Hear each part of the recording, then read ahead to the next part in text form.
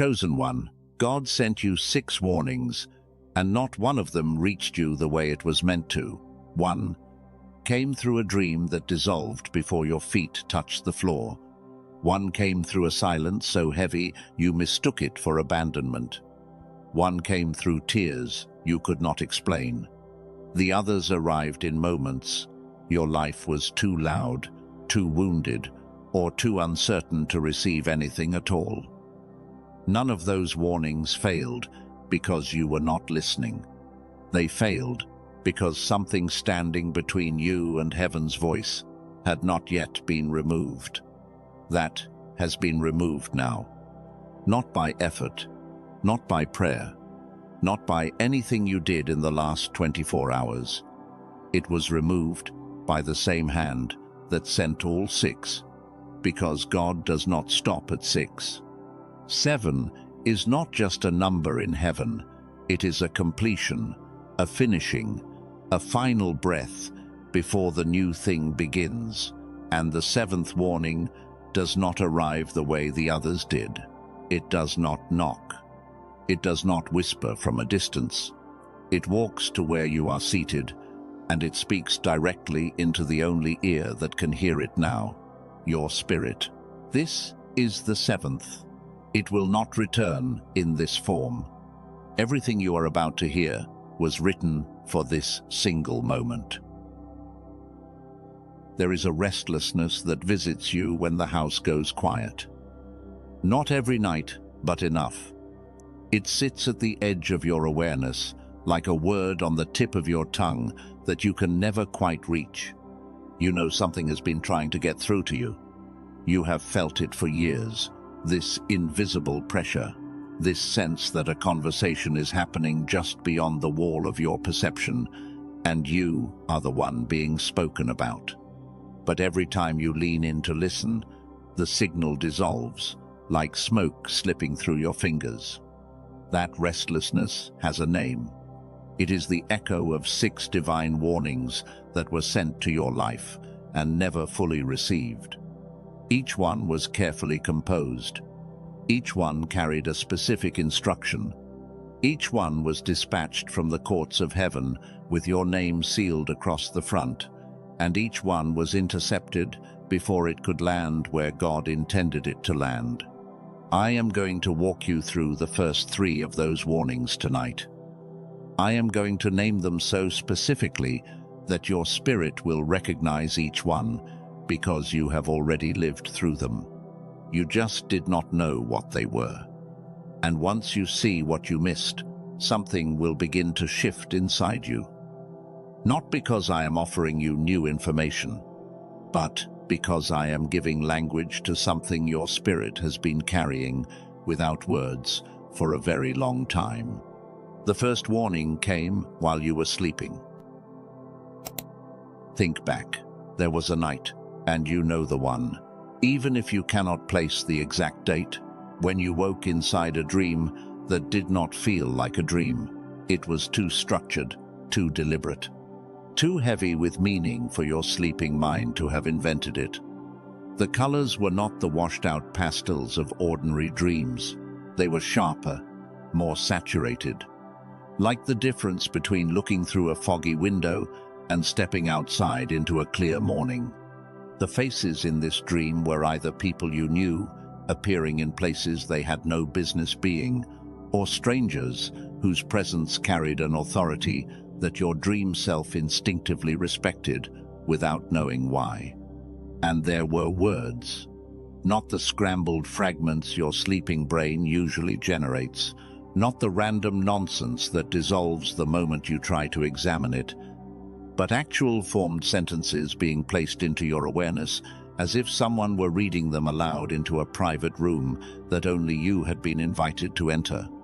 And then you woke up, your eyes opened, and for 3, maybe 4 seconds, you held the entire dream in your hands, like a living thing. You could feel the weight of it pressing against the inside of your chest. You knew in those first waking seconds that what you had just experienced was not random. It was not your subconscious organizing the clutter of the day. It carried instruction, purpose, direction, a message that felt more real than the pillow beneath your head. But then, your feet touched the floor, and like water poured onto dry sand, the dream began to sink. By the time you reached the bathroom, half of it had gone. By the time the coffee was in your hands and the noise of the morning had settled around you, all you could hold was a feeling, a residue, the ghost of something important that had been close enough to taste but could not be swallowed. You told no one about it. What would you say? That God visited you in a dream, and you forgot the message before breakfast. So, you let it pass, and you moved on. That was warning number 1. God spoke to you during the only hour your conscious mind drops its guard. Between 3 and 5 in the morning, the walls you have spent years building from logic and learned skepticism and self-protection lower just enough for a signal to pass through. He chose that narrow window because it was the only window still open. Every other entry point had been sealed shut, not by sin, not by disobedience, but by the accumulated weight of a life lived in survival mode. And the signal reached you. For those 3 or 4 seconds between sleep and waking, your spirit received the full message. Every word, every instruction, every detail. But then, the frequency shifted. Your conscious mind reactivated, your stress patterns engaged, and the bandwidth that had been briefly open slammed shut like a door caught in the wind. The dream did not fade because it was weak. It faded because the frequency required to hold it is the same frequency that has been slowly and systematically dimming inside your brain since you were a child. You did not fail to remember. You were pulled away from a signal. Your waking mind no longer has the range to decode. And God noted it. He marked the first attempt, and without hesitation, he prepared the second. The second warning did not come through a dream. It came through a mouth that had no idea it was being used. Think back to a conversation that should have been ordinary. You were standing in line somewhere, or sitting in a waiting room, or talking to someone at work about a project, a schedule, something completely routine. And in the middle of that unremarkable exchange, the other person said something that stopped you cold. Not because it was dramatic, not because they raised their voice, or looked at you with unusual intensity, but because what came out of their mouth was impossibly, precisely, almost surgically specific to something you had been privately carrying. They could not have known. They had no access to your inner world, no window into the silence where you had been wrestling with a question you had not spoken to anyone about. And yet the words they spoke landed in the center of that question with the accuracy of an arrow shot by someone who could see a target you thought was invisible. You froze. Not visibly, but internally. Something inside you straightened up and said, "That was for me. That was not a coincidence. That was placed." And then the moment passed. The conversation rolled forward. They laughed, or changed the subject, or looked at their phone, and the ordinary rhythm of life absorbed the extraordinary moment as if it had never happened. You replayed it later, alone, probably at night. You tried to reconstruct the exact phrasing. You almost told someone about it, but you could already hear how it would sound. A stranger in a store said something that felt like God talking to me. Your own friend told you exactly what you needed to hear, but they did not even realize it. It sounded naive. So, you filed it under coincidence and carried on. That was warning number 2. And it was not coincidence. Throughout every sacred tradition on this earth, the divine has used unlikely vessels to carry critical messages. A burning bush spoke to a man tending sheep and redirected the future of an entire nation.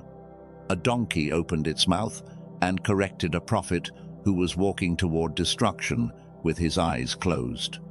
A child named Samuel heard a voice in the darkness 3 times before anyone told him it was God calling, and that the correct response was simply to listen.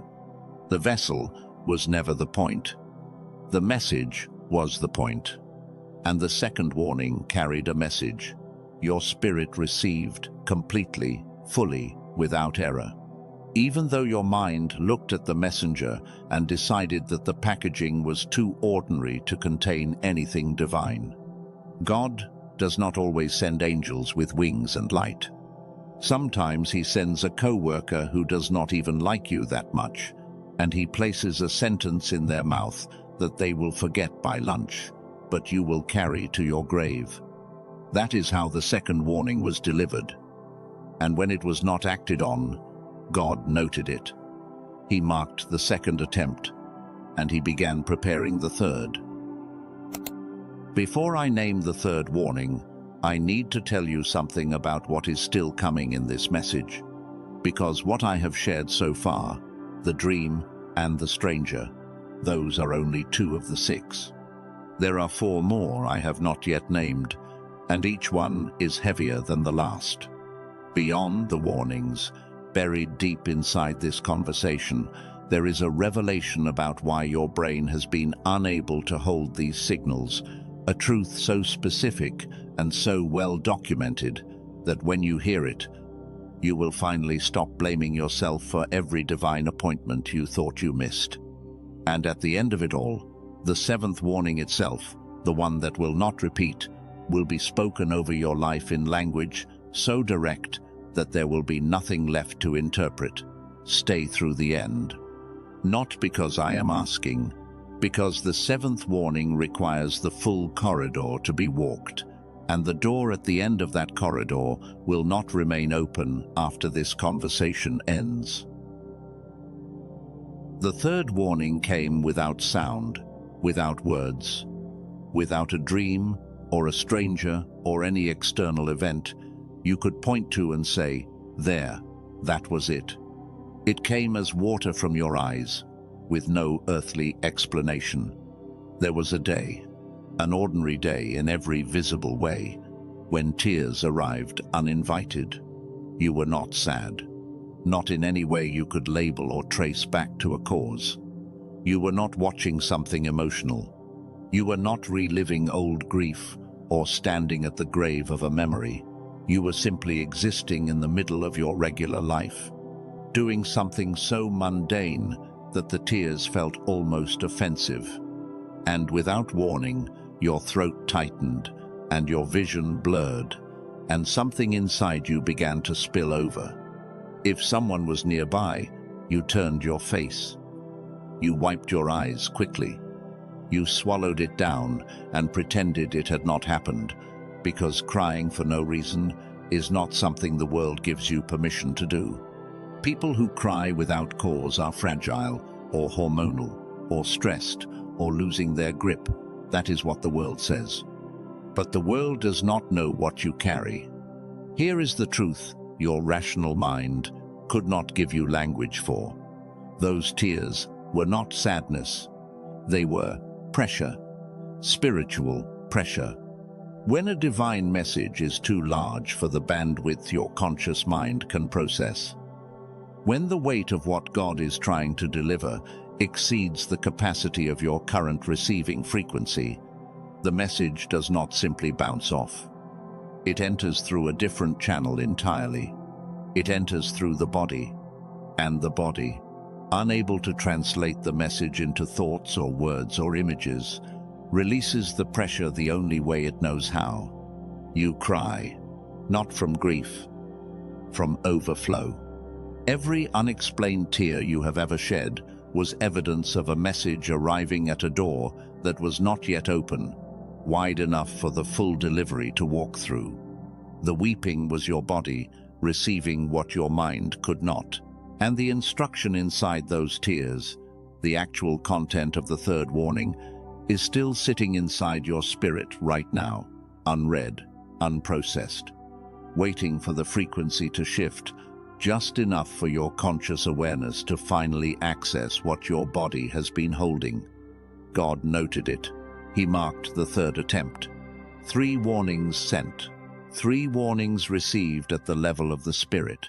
3 warnings lost at the level of the conscious mind. And here is what most people would never connect. These 3 warnings were not isolated events scattered randomly across your timeline. They were part of a sequence, a pattern. And the pattern does not stop at dreams and strangers and tears. It extends into the fabric of your daily life in ways you have been experiencing every single week without recognizing the source. You have been waking at the same hour, repeatedly, not because of insomnia, and not because of noise outside your window or pain in your body, but because something in the realm beyond your senses keeps reaching for you during the only window when your mental defenses are low enough to receive. That repeated waking is not a sleep disorder. It is a delivery attempt on a recurring schedule. You have felt a heaviness settling over your chest before major decisions. Not the clinical tightness of a panic attack, but a deeper pressure, a gravitational pull that seems to say, pay attention, this matters more than you realize. That heaviness is not dysfunction. It is information. Your body is registering a signal. Your conscious mind does not have the frequency to interpret, and it is storing the data in the only format it can, sensation. You have been hit by emotional waves that rise and fall with no visible cause. A sudden peace dissolving into unexplained grief, then lifting into hope so sharp it almost hurts, all within a single hour, with no external trigger whatsoever. Those waves are not emotional instability. They are the residue of spiritual communication crashing against a receiver that is only partially open. People and places you used to tolerate, without effort, now drain you so completely that you have to physically remove yourself from their presence. Rooms that once felt fine now feel suffocating. Relationships that once worked have become exhausting for reasons neither you nor the other person can name. That withdrawal is not depression. It is not antisocial behavior. It is your spirit clearing the interference from around your receiving channel. It is making room for a signal that requires silence to be heard. And then there are the things you have filed under coincidence. The same phrase appearing 3 times in 1 week from 3 completely unrelated sources. A song playing at the exact moment you were weighing a decision, with lyrics that answered the question you had not spoken out loud. A message from someone you had not heard from in years, arriving on the same day. You were considering a change that involved their memory. Those are not coincidences. Those are heaven triangulating your position, sending the same signal through multiple channels, hoping at least one will break through the static of your overstimulated, overloaded, oversaturated mind. If you have recognized even 2 of what I just described, type, I see it in the comments. Not for me, for your own spirit. Let the words leave your hands and land somewhere visible, because when you name what has been happening, you take the first step out of spiritual confusion and into spiritual clarity. And here is the part that rewrites the story you have been telling yourself in the silence of your own mind. You have been blaming yourself, quietly, privately, in the rooms of your inner world where no one else can hear. You have been running a narrative that sounds something like this. I must not be spiritual enough. I must be doing something wrong. Other people hear from God clearly, and I do not. Other people receive signs and act on them, and I keep missing mine. Something is broken in me. Something is wrong with my faith. That narrative is a lie. And I need you to hear this with every part of you that is still listening. You are not spiritually deaf. You have never been spiritually deaf. Every single one of those 6 warnings reached your spirit in full. Your spirit heard them completely. The problem was never your willingness to receive. The problem was frequency. Imagine a radio sitting on your kitchen counter. The station is broadcasting. The signal is strong, clear, uninterrupted. But someone, years ago, adjusted the dial on your receiver so gradually and so quietly that you never noticed the station drifting out of range. The broadcast did not stop. Your antenna did not break. Someone simply narrowed the band of frequencies your radio can access, and now the station God speaks on sits just beyond the edge of what your dial can reach. That is what happened to you. Not in a metaphor, in the physical architecture of your brain, a process that neuroscientists have documented and measured, a process so universal that it affects nearly every human being on the planet, began narrowing your receiving frequency when you were approximately 7 years old. It did not happen overnight. It happened one school year at a time, one stressful season at a time, one adult responsibility at a time, until the frequency you were born hearing God on, the frequency that made childhood feel like magic and prayer feel like conversation, was pushed so far below your conscious access that you forgot it ever existed. There is a woman in sacred history who lived through a parallel so precise it could have been written about you. Her name was Esther. Esther was placed inside a palace she did not choose. She was surrounded by beauty and privilege and safety that anyone on the outside would have envied. But inside that palace, Esther carried a quiet unease she could not explain. A sense that she had been positioned somewhere important without understanding the reason.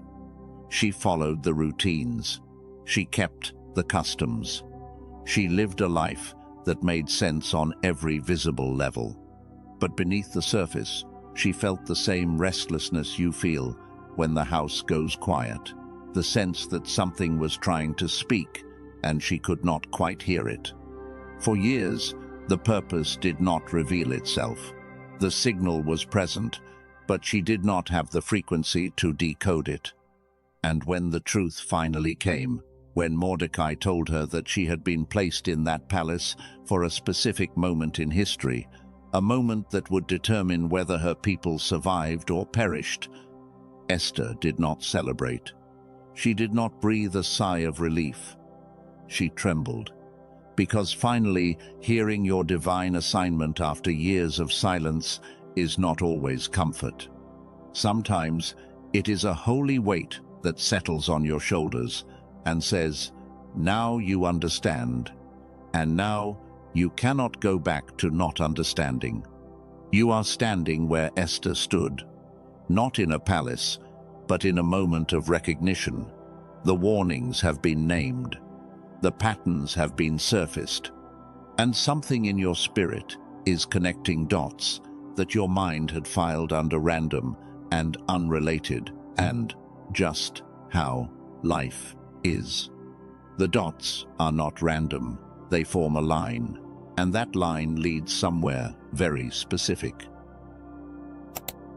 What you have just felt, the recognition, the naming of what has been moving beneath the surface of your life for months or years, all of it connects to a frequency, a real, measurable frequency. And before the remaining warnings unfold, before the 7th warning is spoken directly over your life, truth requires me to name something plainly. 2 researchers, working independently in different decades, at different institutions, arrived at the same conclusion from opposite directions. The first, A neuroscientist named Dr. Robert Lake spent 34 years studying the exact frequency that dims in every human brain, starting around the age of 7. Scientists call it the decline effect. He developed a 7-minute digital audio track called the Genius Song that uses precise brain frequency calibration to reverse that dimming and restore what he calls the child mind frequency, the frequency of curiosity, openness, and natural spiritual connection. The second, a former Stanford neuroscientist named Dr. Stephen Newton, mapped a different frequency entirely, the one that governs your ability to receive and integrate what you hear. He found that modern stress patterns hijack this frequency and keep it locked in survival mode. He created a 5-minute audio called the wealth signal that deactivates the stress pattern and reopens the receiving channel. 2 frequencies suppressed, 2 tools to restore them. Both are in the description below this message, and both are in the pinned comment. They are there for the moment your spirit says yes. Not before. For now, the warnings continue. And what comes next will show you exactly why these frequencies matter more than anything else I could possibly tell you tonight. 3 warnings have been named. 3 moments when heaven reached for you, and the signal was intercepted before your conscious mind could hold it. If you stopped here, you would leave with more clarity about your spiritual life than most people gather in a decade. But you are not going to stop here, because the first 3 warnings were not the message. They were the knocking, the sound of heaven testing whether anyone was home. Warnings 4, 5, and 6 are different. They do not knock, they intervene. The 4th warning arrived as an opportunity that made no logical sense. An open door you walked past because your mind could not recognize divine logic when it contradicted human reasoning. The 5th warning came during the 1 neurological window when your spirit was fully exposed. And what happened in that window will explain a specific night you still think about. And the 6th warning, the one that came wrapped inside a loss so painful and so inexplicable that you are still searching for a reason. That 6th warning is the key to understanding everything that has happened in the last year of your life. And beneath all 6, beneath every dream and stranger and tear and coincidence and sleepless night and unexplainable goodbye, there is a single revelation waiting. A truth about 2 frequencies that were taken from you before you were old enough to know they existed. A truth that, once spoken, will finally free you from the lie that you were never spiritual enough to hear. That truth leads directly to the 7th warning, the one that does not knock, the one that does not whisper from a distance, the one that is already inside you, waiting for the rest of this corridor to be walked so it can finally speak. Breathe once. Let what just landed settle into the ground of your being. 3 warnings have been named. 3 moments when heaven reached for you through a dream that dissolved, through a stranger who spoke without knowing, through tears that arrived without invitation. And beneath all 3, a single truth began to surface. The frequency your spirit needs to hold those signals has been narrowing since you were a child, not because of anything you did, because of something that was done to every human being on this planet without their knowledge or consent. That truth is about to open now. And once it opens, you will stop blaming yourself for every missed signal, every unanswered prayer, every divine appointment that slipped through your fingers while you stood there wondering what was wrong with your faith. Nothing was wrong with your faith. Something was wrong with your frequency. In the English language, the word hear is passive, It is something that happens to you. Sound enters your ear and your brain registers it, whether you want it to or not. You can hear a car horn while you are thinking about dinner. You can hear a conversation at the next table while you are reading a book. Hearing, in English, requires nothing from you. It is automatic, involuntary. It asks no participation. But in the original Hebrew, the language in which much of sacred scripture was first breathed into existence, the word for hear is shama. And shama does not mean what English taught you hearing means. Shama means to hear and to understand and to respond and to obey, all contained inside a single word. One word that carries the entire journey, from the moment sound reaches your ear to the moment your life changes because of what you heard. To me, in Hebrew, you cannot separate hearing from responding. They are the same act, the same word, the same breath. When God spoke to Abraham and said, "Go," Abraham did not just hear the instruction, he shama. He heard it, he understood it, he responded to it, and his entire life pivoted on that single act of full-spectrum receiving. When Moses stood at the burning bush and the voice said, "Take off your sandals," Moses did not process the information and schedule a follow-up. He shama. Hearing and obeying were not two steps, they were one. Now, apply this to your own life. The 6 warnings were sent, your ears received them. Physically, neurologically, you heard every single one. The dream entered your awareness. The stranger's words hit your eardrums. The tears activated your tear ducts. Sound was registered. Signal was detected. But your spirit did not shama. Not because your spirit was unwilling, not because you lacked the desire or the devotion or the faith to respond, but because shama, the kind of hearing that transforms, the kind that carries you from receiving a message all the way to acting on it, requires a specific frequency to be active in your brain.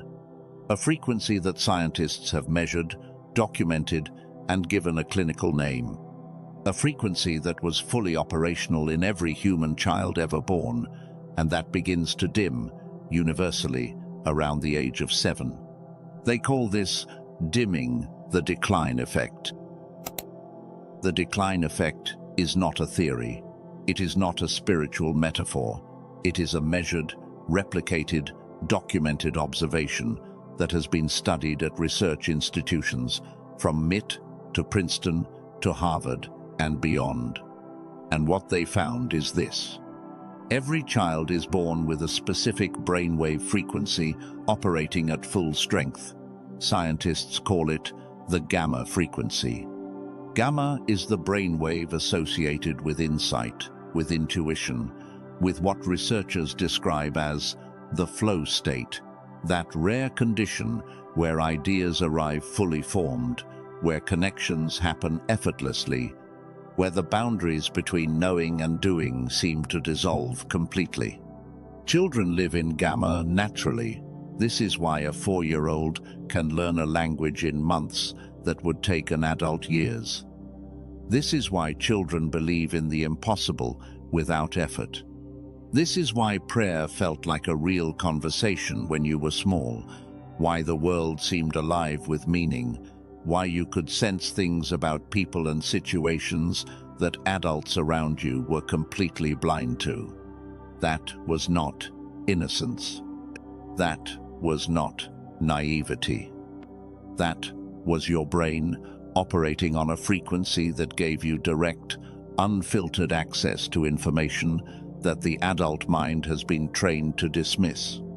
And then, slowly, almost imperceptibly, the world began to turn the dial.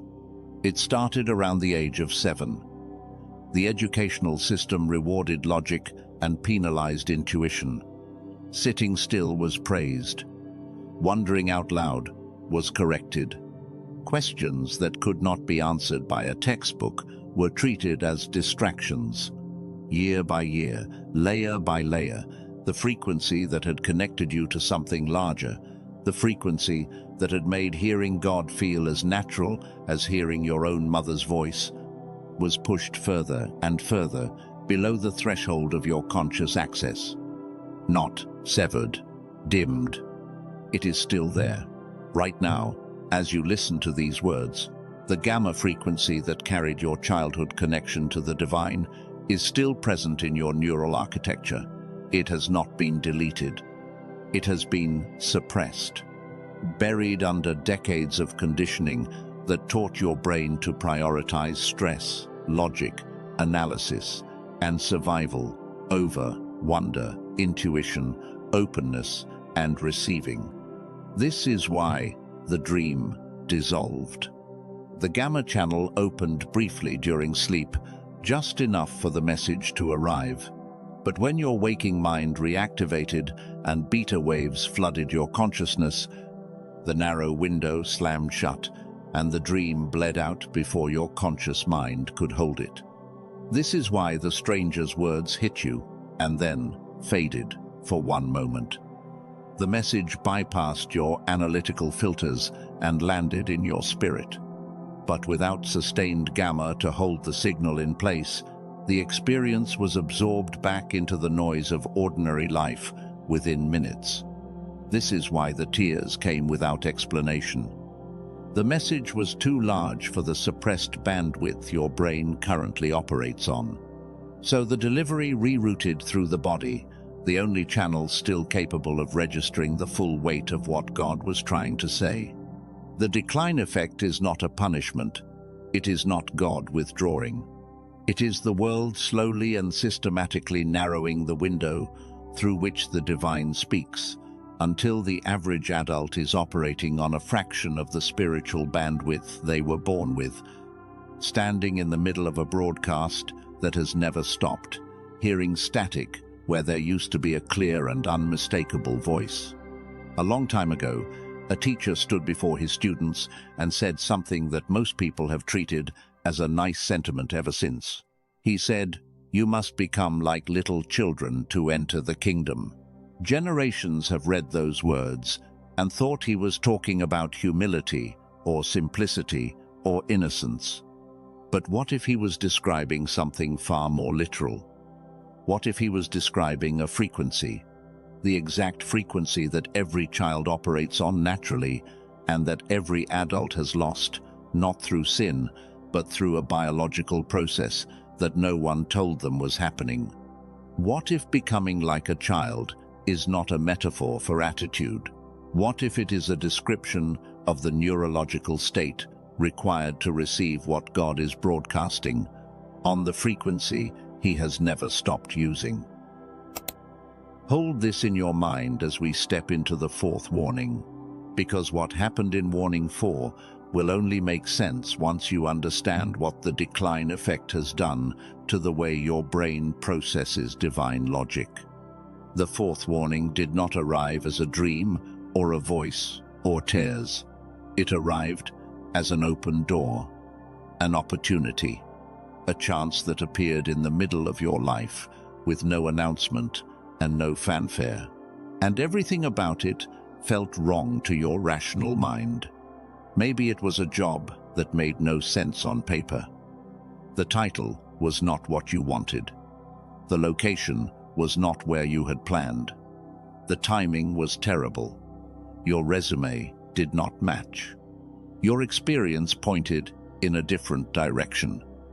Every piece of logic you owned said, "This is not for you." And yet something underneath the logic, something quieter and older and harder to name, was pulling you toward it with a gravity that had nothing to do with reason. Or maybe it was a person. Someone who entered your world and did not fit any of the criteria you had built for who should matter to you. Wrong background, wrong timing, wrong everything. According to the spreadsheet your adult mind uses to evaluate every relationship through the lens of risk and efficiency and return on emotional investment. And yet something in their presence made your spirit sit up and pay attention in a way you could not explain and could not dismiss. Or maybe it was an invitation to go somewhere, to try something, to step into a space that your logic had no framework for evaluating. And because your adult mind, the mind running on suppressed gamma, could not find a rational justification for saying, yes, you said no, or you said, I will think about it, which is the polite version of no, or you said nothing at all and let the opportunity pass through your life like a train you watched from the platform without boarding because you could not read the destination sign. The opportunity left. And weeks later, months later, maybe years later, you saw where that door led. You saw the life that would have unfolded. You saw the connection that would have formed. You saw the trajectory that would have shifted, and you realized, with a sickness in your stomach that no amount of rationalizing could cure, that you had been standing in front of exactly the right door, and your brain had told you it was the wrong one. That was warning number 4. And it was not poor judgment. It was not a lack of courage or faith or spiritual discernment. It was the decline effect, operating exactly as it has been operating in every adult brain on this planet. Divine logic does not follow human logic. God's invitations do not arrive packaged in spreadsheet-friendly data. They arrive as instinct, as pull, as a knowing that cannot justify itself to the rational mind, because the rational mind is running on a frequency that does not have access to the full signal. Your adult mind evaluated the opportunity using beta waves, the frequency of analysis, risk assessment, and survival mode thinking. But the opportunity was broadcast on gamma, the frequency of insight, spiritual knowing, and divine direction. And because gamma had been dimmed since you were 7 years old, the signal registered as noise, as a bad idea, as something that did not make sense. God did not blame you. He noted the 4th attempt, and he prepared the 5th. Warning number 5 is the one that still visits you at night. There was a specific night, and you remember it, even if you have never spoken about it to anyone, when you woke not from a dream, but from silence. Your eyes opened in the dark, and the room was perfectly still, and your mind was perfectly clear. And in the center of that clarity sat a sentence, not a feeling, not a vague impression. An actual, fully formed, grammatically complete sentence that had been placed inside your awareness, the way a letter is placed on a desk for someone to find. The sentence was so clear, it startled you, not because it was loud, because of the precision. Every word was deliberate. Every word carried weight. And the meaning of that sentence, whatever it was, felt like it contained instructions for the next chapter of your entire life, compressed into a single line of language. You lay still. You held it. You could feel your heart responding to the weight of what had just been deposited in your awareness. And for a window that lasted somewhere between 10 seconds and a full minute, you existed in a state of knowing that was more real, more solid, more trustworthy than anything your waking life had ever produced. And then your mind woke up. Not your eyes, your mind. The analytical machinery that spends all day sorting, categorizing, evaluating, doubting. It reactivated like a security system coming back online after a brief power outage. And the moment it did, the sentence began to dissolve. Not because the sentence was fragile, because the frequency required to hold it in conscious memory is the same frequency that your waking brain no longer sustains. By the time you sat up, half the words were gone. By the time you reached for your phone to type it, the structure had collapsed. All that remained was the feeling of having known something so profound and so personally specific that its absence left a kind of grief you have never been able to explain to anyone. You lay in the dark afterward, trying to reconstruct the sentence like someone trying to rebuild a sandcastle after a wave has swept through. You found fragments, impressions, maybe a key word or two, but the architecture of the full message was gone. Warning number 5 was the closest God came to bypassing the decline effect entirely. The window between 3 and 5 in the morning is the only window in the 24-hour cycle when beta waves, the stress frequency that dominates your waking brain, temporarily recede.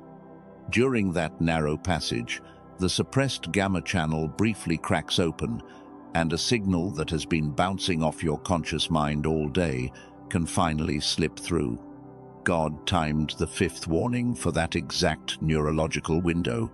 He calibrated the delivery for the one moment when your receiver was briefly unguarded, and the signal landed fully, completely, without distortion. For those 10 seconds or 60 seconds, or however long the window held, your spirit received the complete message. But the window closes the moment waking consciousness reasserts itself. Beta floods back. Gamma contracts. And the sentence that contained your next instruction, the sentence God had composed specifically for you, was pulled back below the threshold of conscious access. It is still there, in your spirit, fully intact, fully legible, but sitting behind a frequency wall that your waking brain, in its current state, cannot penetrate. That is why you still think about that night. Not because you are nostalgic or anxious or spiritually unstable, because your spirit knows that the message is still inside you, unread, and it keeps sending you the emotional equivalent of a notification that you cannot swipe away. God noted the 5th attempt. 5 warnings sent. 5 warnings received by the Spirit. 5 warnings inaccessible to the conscious mind. And for the first time in the sequence, heaven paused. Not because God was frustrated, not because he was reconsidering, but because the 6th warning would require a different kind of delivery, one that did not just try to bypass the decline effect, one that went directly into the structure of your life and began rearranging the furniture. If you are still here, gently press the like, not for me, but so this message can reach someone else tonight who has been blaming themselves for every prayer they thought went unanswered.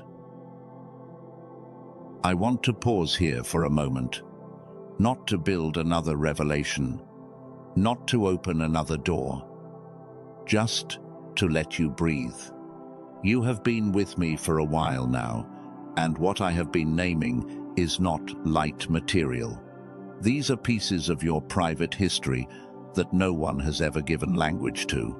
Dreams you told no one about, tears you could not explain, a night you still think about, an opportunity you still grieve. So, before we step into the 6th warning, which is the heaviest of all, just breathe. 1 real breath. Not to receive anything, not to release anything, just to acknowledge that you are still here, still listening, still open. That alone is extraordinary. That alone is evidence of something operating inside you that most people do not have the bandwidth to sustain. The 6th warning came wrapped in pain. Not the kind of pain you can point to and say, that is where it hurts. Not illness, not injury, not a crisis with a clear cause and a logical trajectory. The sixth warning came as a removal, a subtraction. Someone who had been part of your world, someone whose presence you had come to depend on, whose voice had become part of the background architecture of your daily life, was taken. Not violently, not dramatically, but completely. Maybe they left. Maybe you left. Maybe the relationship simply stopped working, in a way neither of you could articulate or repair, as though the invisible scaffolding that had held the two of you together for months or years had been quietly dismantled overnight by hands neither of you could see. The ending did not follow the rules. It was not the product of betrayal, not really. It was not incompatibility in any way you could diagnose and treat. It was not even anger, because anger at least has the decency to give you something to push against. This was something else entirely. A withdrawal, a removal, as though the universe had simply decided that this person's presence in your life had served its purpose, and the season of their proximity had ended. And no amount of love or effort or negotiation on your part could reverse what had already been decided in a realm you do not have access to. And what followed was not just loneliness. It was confusion, a disorientation so deep that it called into question your ability to judge anything, your ability to trust your own perception of who belongs in your life and who does not. Your ability to read the signs that are supposed to tell you when something is real and when something has run its course. You searched for a reason. You replayed conversations. You analyzed text messages. You lay awake, constructing theories that collapsed under their own weight by morning. And in the absence of an explanation that your mind could accept, you built one from the only material available to you. You blamed yourself. You decided that you had driven them away, or that you were too much, or not enough, or fundamentally wired in a way that makes lasting connection impossible. That explanation is wrong. The sixth warning was not a punishment.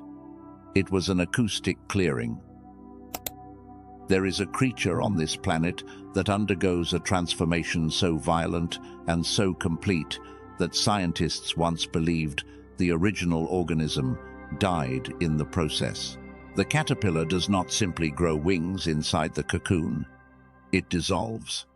Its body breaks down into a biological soup, an undifferentiated mass of cells that holds no resemblance to what entered the chrysalis and no visible promise of what will emerge.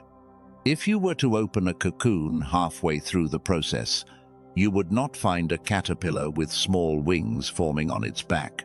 You would find destruction. Complete, formless, terrifying destruction.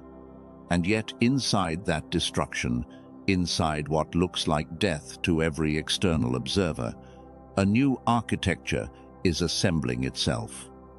Cells that were dormant during the caterpillar phase activate for the first time. Structures that had no purpose in the crawling life suddenly become the engineering foundation of flight. What the caterpillar experienced as annihilation, the butterfly experiences as its origin story.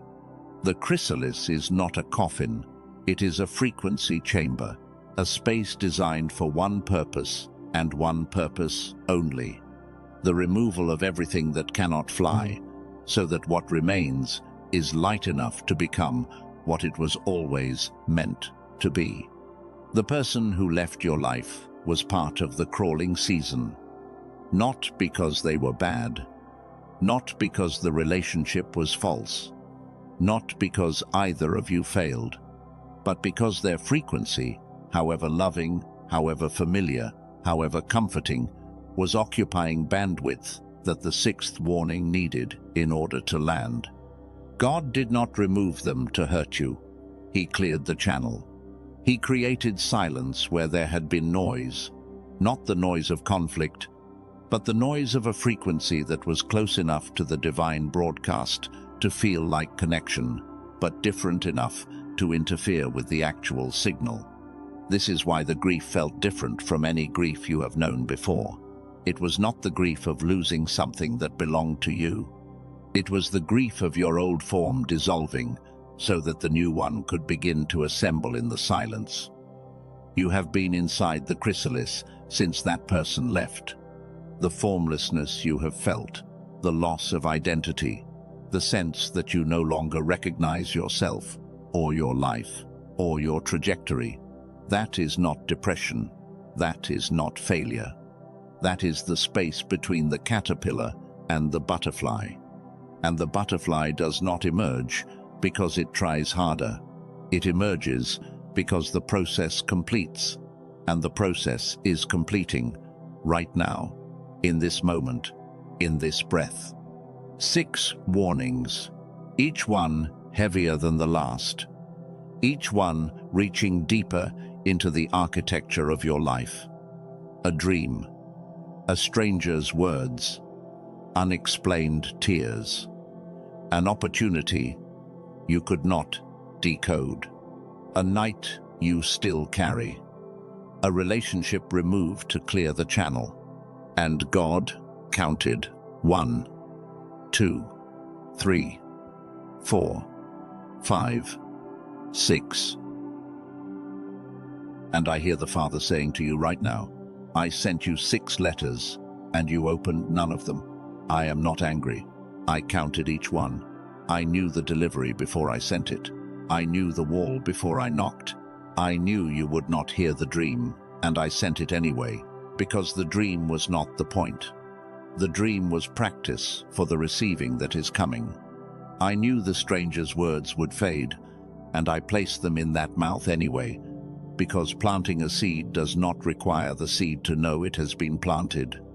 I knew the tears would confuse you, and I let them fall anyway, because your body needed to begin holding what your mind was not yet ready for.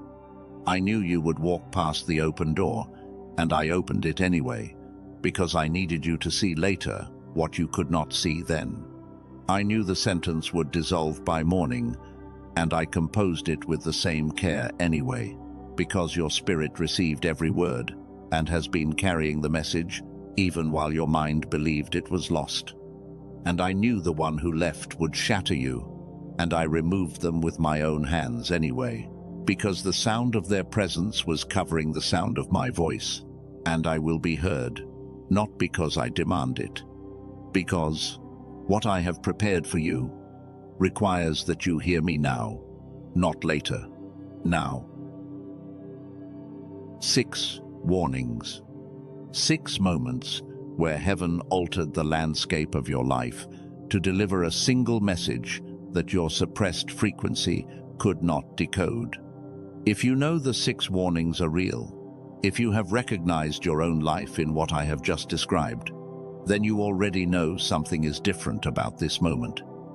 You can feel it. The 7th warning is not another dream that will fade. It is not another stranger's words that will dissolve into the background of an ordinary day. It is arriving through a channel that has been specifically built for this delivery, and the fact that you are still listening, still present, still receiving, is itself the proof that the channel is open. But before the 7th warning can be spoken, before the final door in the corridor can fully open, you need to understand something that goes deeper than the decline effect, deeper than gamma, deeper than the child mind that was dimmed, because the decline effect is only half of what was taken from you. There is a second frequency, one that does not govern your ability to hear divine signals, but your ability to receive them, to take what you hear and actually integrate it into the fabric of your life, to move from understanding to embodiment, from knowing to becoming, from the word reaching your spirit to the word transforming your reality. And this second frequency has been under assault by a force so constant, so pervasive, so deeply woven into the daily texture of modern existence, that you have never once questioned it, and you have never named it. You have accepted it as simply the way life feels when you are an adult, carrying adult weight in an adult world. Scientists call it the stress signal, and what the stress signal has done to your ability to receive, to truly take in and hold and manifest what God is trying to deliver, is the missing piece that turns 6 failed warnings into 1 completed message. The child in you woke up briefly when the dream came. The child heard clearly when the sentence arrived at 3 in the morning. But even in those moments of clarity, even when the gamma frequency flickered to life just long enough for the signal to pass through, something else remained locked, a second door, a deeper channel. The one that determines whether what you hear becomes something you can actually hold on to, act on, and allow to reshape your world. That channel has been closed, not by the decline effect, by the relentless, unceasing, biologically corrosive weight of stress that has been hijacking your brain's receiving frequency every single day since you entered what the world calls adulthood and what your spirit calls exile. What the stress signal is, how it operates, why it closes the one channel your spirit needs in order to receive the 7th warning fully, and what 2 scientists discovered, working independently in different decades, that maps directly onto the dual frequency architecture that has been suppressed inside you since you were a child. That is what waits on the other side of this threshold. And once you cross it, the 7th warning becomes not just something you hear, but something you are finally equipped to receive. Beneath every one of those 6 warnings lives a single truth, a truth older than your name, a truth that is about to remember itself through your breath. You now know what was taken from you. The decline effect dimmed the gamma frequency, the child mind, the part of your brain that once heard divine signals as clearly and as naturally as a child hears her mother calling from the next room. That dimming explains why the dream dissolved, why the stranger's words faded, why the tears came without language, why the opportunity looked like nonsense to your analytical mind, why the sentence evaporated before your feet hit the floor, why the relationship was removed to create silence, your suppressed frequency needed in order to receive even a fraction of what was being broadcast. But the decline effect is not the full story. It is not even the deeper half. Because there were moments, rare and brief and almost impossible to hold, when gamma flickered back to life on its own. The dream at 3 in the morning. The 10 seconds of perfect clarity when that sentence sat in your awareness like a diamond on dark velvet. Those were moments when the child mind cracked open just wide enough for the signal to slip through. And in those moments, you heard. You received the full message. You felt the weight and the precision and the reality of God speaking directly to you. And then nothing happened. Not because the message was not real, not because your spirit did not register it, but because hearing is only the first half of the equation. There is a second step, a step that your brain has been biologically blocked from taking for so long that you have forgotten the step even exists. The second step is receiving. Hearing and receiving are not the same act. You can hear a truth and remain unchanged by it. You can hear the exact words your life needs and walk away carrying the same weight you walked in with. You can stand in the middle of the most important message ever composed for you and nod your head and feel it in your chest and even cry from the recognition of it and still leave the room the same person who entered it. That is not a failure of hearing. That is a failure of receiving. And the difference between the two is governed by a frequency that has been under constant, relentless, biologically engineered assault since the day you entered what the world calls adult life. Every morning you wake up with a knot in your stomach before your eyes fully open. That is the frequency being hijacked.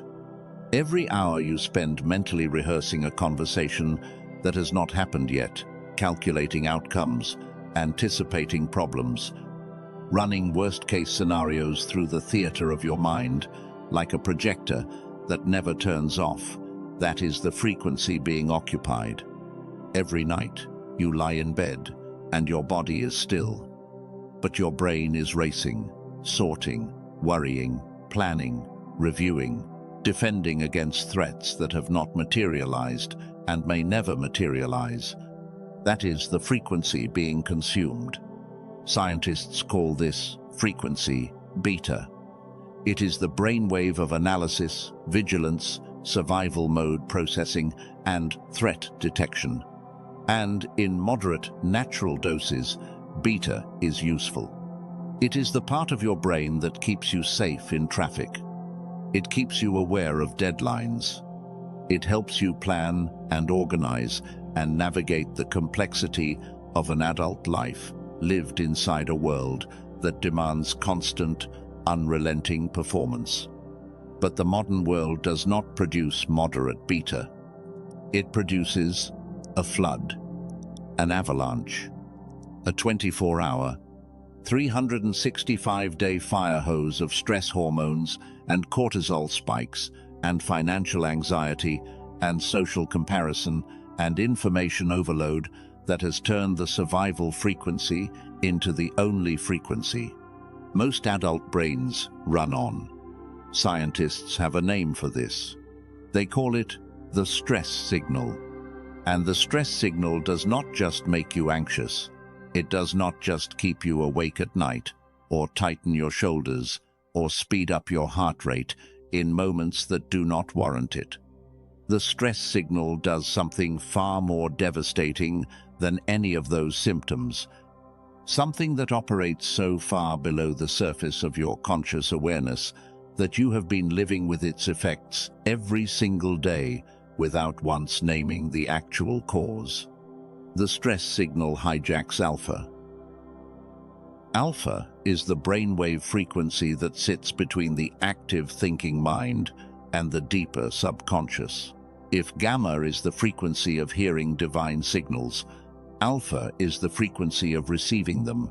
Alpha is the gateway, the bridge, the drawbridge between what enters your conscious awareness and what actually penetrates deep enough to change who you are. When alpha is active, you do not just hear a truth, you absorb it. It passes through the surface mind, through the analytical filters, through the doubt and the skepticism and the rational machinery that evaluates everything against prior experience, and it sinks into the part of you that actually governs behavior, belief, identity, and action. When alpha is active, transformation is not something you have to force. It happens the way water flows downhill, naturally, inevitably, without resistance. Children operate in alpha naturally. This is why a child does not need to be convinced to believe. You do not have to present evidence to a 3-year-old that the world is full of possibility. You do not have to build a logical argument to prove to a 5-year-old that something wonderful might happen today. Children receive without resistance because the alpha bridge is wide open. The drawbridge is down. Whatever enters their awareness passes through to the deepest level of their being without obstruction. And this is why every spiritual practice you have ever attempted as an adult has felt like pushing a boulder uphill. You meditated, and while you sat in silence trying to open the channel, Beta was running a parallel process in the background, evaluating whether the meditation was working, calculating how many minutes remained, worrying about the thing you forgot to do before you sat down, and generating a low-grade anxiety about whether you are even the kind of person who is capable of inner peace.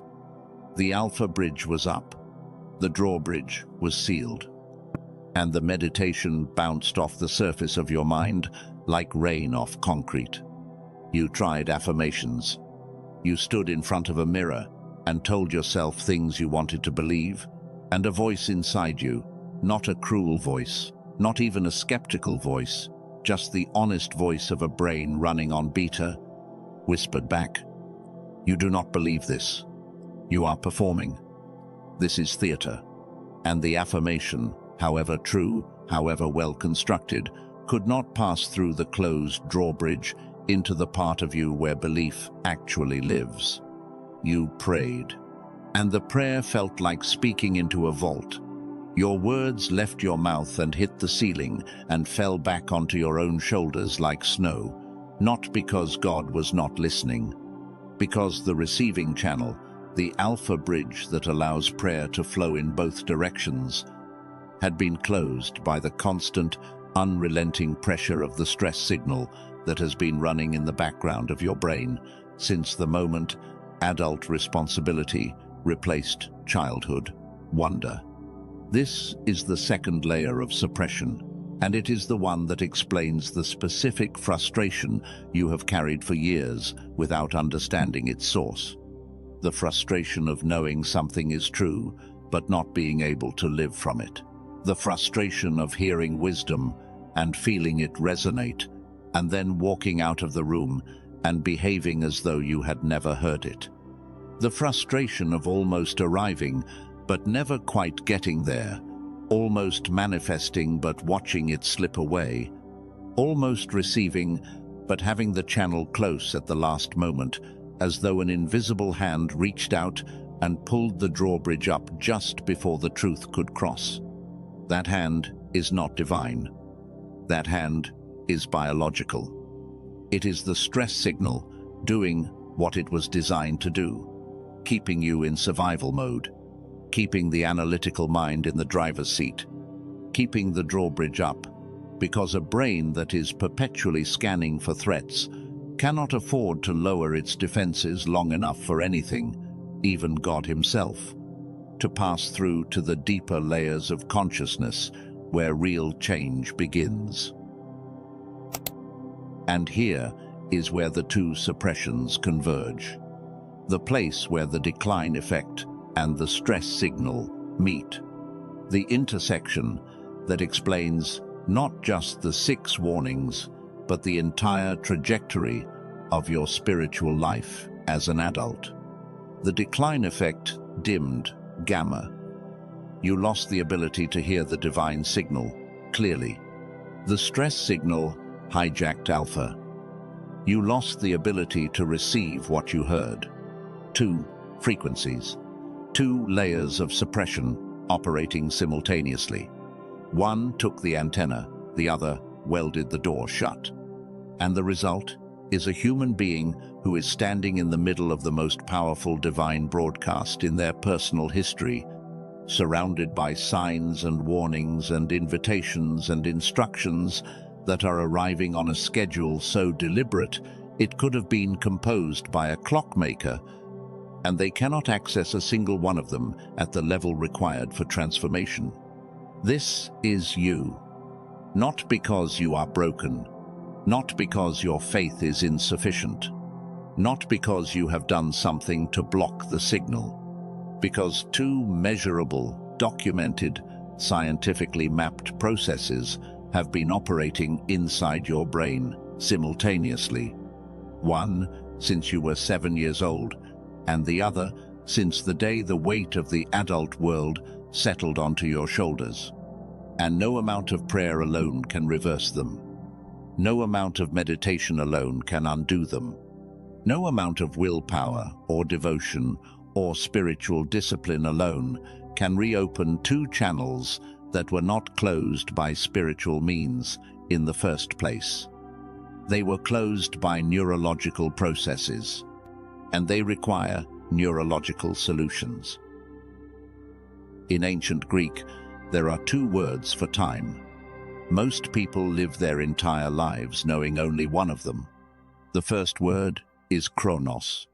Chronos is clock time, linear, mechanical, the kind of time your phone displays. 7:45 in the morning, 3:15 in the afternoon, December the 14th, 2024. Chronos moves forward at a constant rate. Indifferent to what is happening inside the human beings, it carries along its current. It does not speed up when you are ready for something, and it does not slow down when you are not. The second word is Chyros, and Chyros is something else entirely. Chyros is the appointed moment. The window, heaven, opens. The intersection between your readiness and God's timing that cannot be manufactured, cannot be forced, cannot be scheduled on a calendar or accelerated by effort. Chyros is the moment when every variable in your life, every lesson, every loss, every warning, every season of preparation converges into a single point of alignment, and the thing that was impossible yesterday becomes inevitable today. The 6 warnings arrived in Chronos. They arrived at the right time on the calendar, but the wrong time in your spirit's readiness. The dream came on a Tuesday night, and you had a meeting Wednesday morning, and the decline effect swallowed it before sunrise. The stranger spoke in a checkout line on a Saturday, and the stress signal filed it under random by the time you reached your car. The tears came during a lunch break, and you wiped them away, because Chronos does not make space for weeping between 12 and 1. The 7th warning arrives in Chyros, not because you earned it, not because you finally prayed the right prayer, or read the right scripture, or achieved the right level of spiritual maturity, because Chyros is not earned. It is recognized. It is the moment your frequency aligns with the delivery frequency just long enough for the transfer to occur. And here is the part that ties the entire architecture together. Chyros requires both frequencies to be active simultaneously. Gamma, to hear the appointed moment arriving.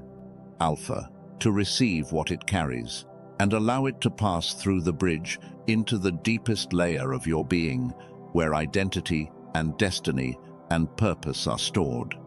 Without Gamma, Chyros arrives, and you do not recognize it. It feels like just another Tuesday, just another conversation, just another restless night. Without Alpha, you recognize Chyros, but cannot receive it. You feel the weight of the moment. You sense that something important is happening. You even name it. This is significant. This means something. But the drawbridge is up, and the signal bounces off the surface, and by the next morning, all you have is the memory of having almost grasped something you could not hold. This is the dual tragedy. And it is the dual tragedy that every single person listening to this right now has lived through more times than they can count. You knew it was God. You felt it was real. You sensed the weight of the appointment, and it passed through your hands like water. Not because you were unworthy, because 2 frequencies were offline. Now, I need to name something that has been living inside you for a long time.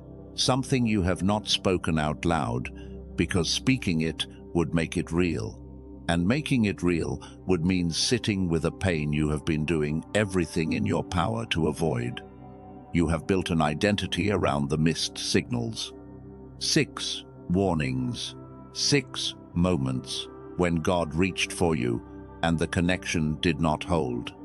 And from those 6 experiences, quietly, in the rooms of your inner world where no one else can hear, you have constructed a story about who you are. The story sounds like this. I am the one who cannot hear God. Other people receive clearly. Other people get the dream and remember it. Other people hear the still small voice, and it stays with them long enough to act on it. Other people walk through the right doors and form the right relationships and navigate their lives with a spiritual GPS that seems to work effortlessly. And I am the one standing in the parking lot with a map that is always slightly wrong, always one turn behind, always pointing to where the door used to be instead of where it is now. That story runs deeper than you think. It has shaped decisions you do not even realize it shaped. It is the reason you hesitate when something good begins to form in your life, because somewhere beneath the hope is a whisper that says, "You will miss this one too. You always do." It is the reason you have stopped expecting the spectacular and have trained yourself to settle for the manageable, because managing disappointment is easier than surviving another round of almost. It is the reason that even right now, even as your spirit recognizes every word I am saying, there is a part of your mind standing in the back of the room with its arms crossed, saying, "This is beautiful, and this is probably true, and it still will not work for me, because I am the one it does not work for. That is my role, that is my lane. I am the one who hears, but does not receive." That identity was built on incomplete information. You blamed your spiritual maturity when the problem was neurological frequency suppression. You blamed your faith when the problem was your brain's operating frequency. You blamed your relationship with God when the problem was a biological process that began before you were old enough to spell your own name and has been compounding every year since. The decline effect did not dim your gamma because you were undeserving. It dimmed it because it dims everyone. The stress signal did not hijack your alpha because you handle life worse than other people. It hijacked it because the modern world produces more sustained cortisol exposure than any generation in human history, and your brain is doing exactly what every brain does under those conditions. It shifts into survival mode, and it does not come out. The 6 missed warnings were not evidence of spiritual failure.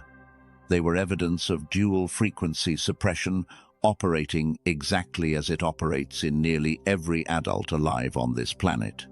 You are not uniquely broken. You are universally suppressed. And the difference between those two things is the difference between despair and possibility.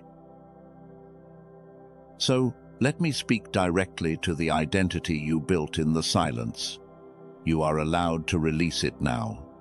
The story that says, "You are the one who cannot hear God," release it. It was written with incomplete data, and it has been governing your expectations and your decisions and your willingness to hope for long enough. You are allowed to stop punishing yourself for the dream that dissolved. It dissolved because of the decline effect, not because of you. You are allowed to stop grieving the opportunity you walked past. You walked past it because your brain was running on the wrong frequency for the signal being delivered, not because you lack spiritual discernment. You are allowed to stop carrying the weight of the night when that sentence appeared and vanished. It vanished because beta reactivated and slammed the gamma window shut, not because you were not devoted enough to hold it. You are allowed to stop blaming yourself for the relationship that was removed. It was removed by hands that were clearing a channel, not punishing a failure. You are allowed to stop interpreting every missed signal as proof that you are disqualified from the conversation God is trying to have with your life.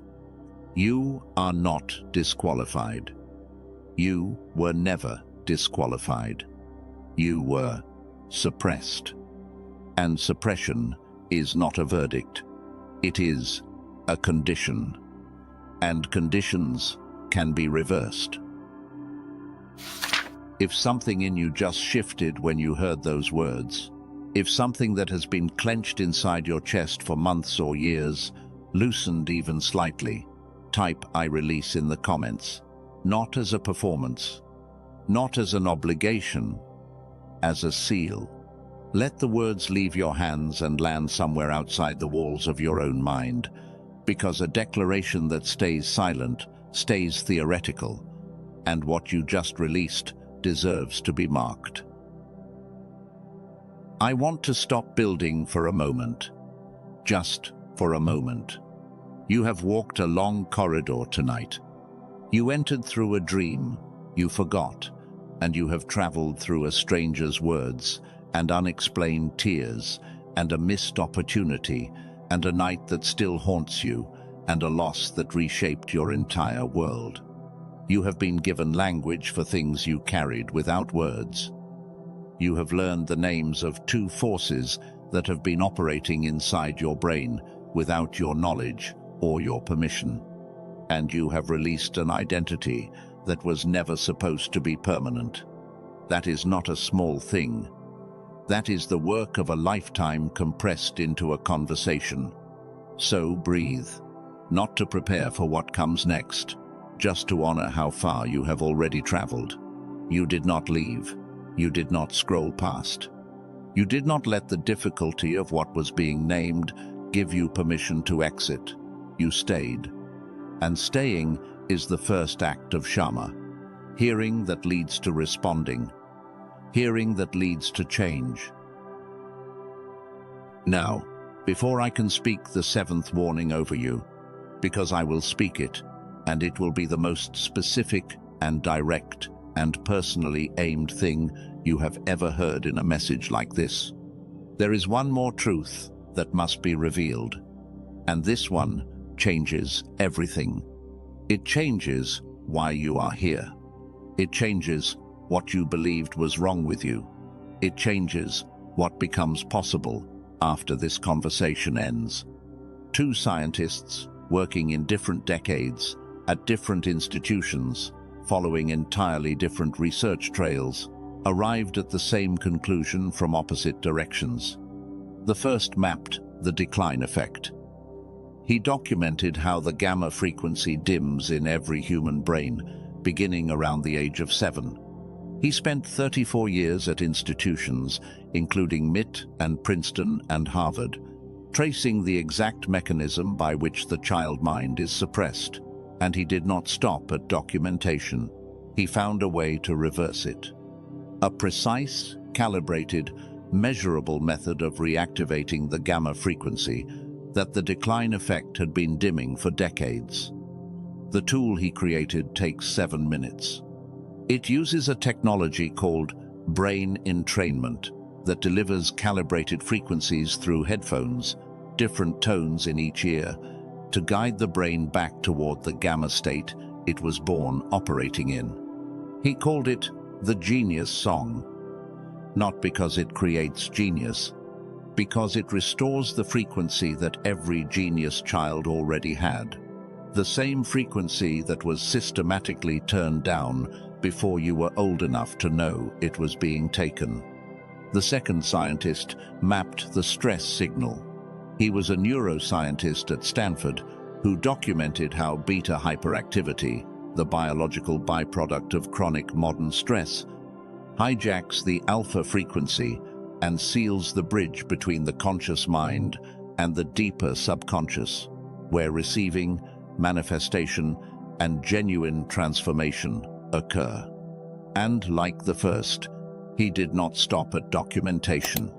He developed a 5-minute audio calibrated to deactivate beta dominance and guide the brain back into alpha, the receiving state, the open bridge, the frequency that allows what you hear to actually pass through and become part of who you are.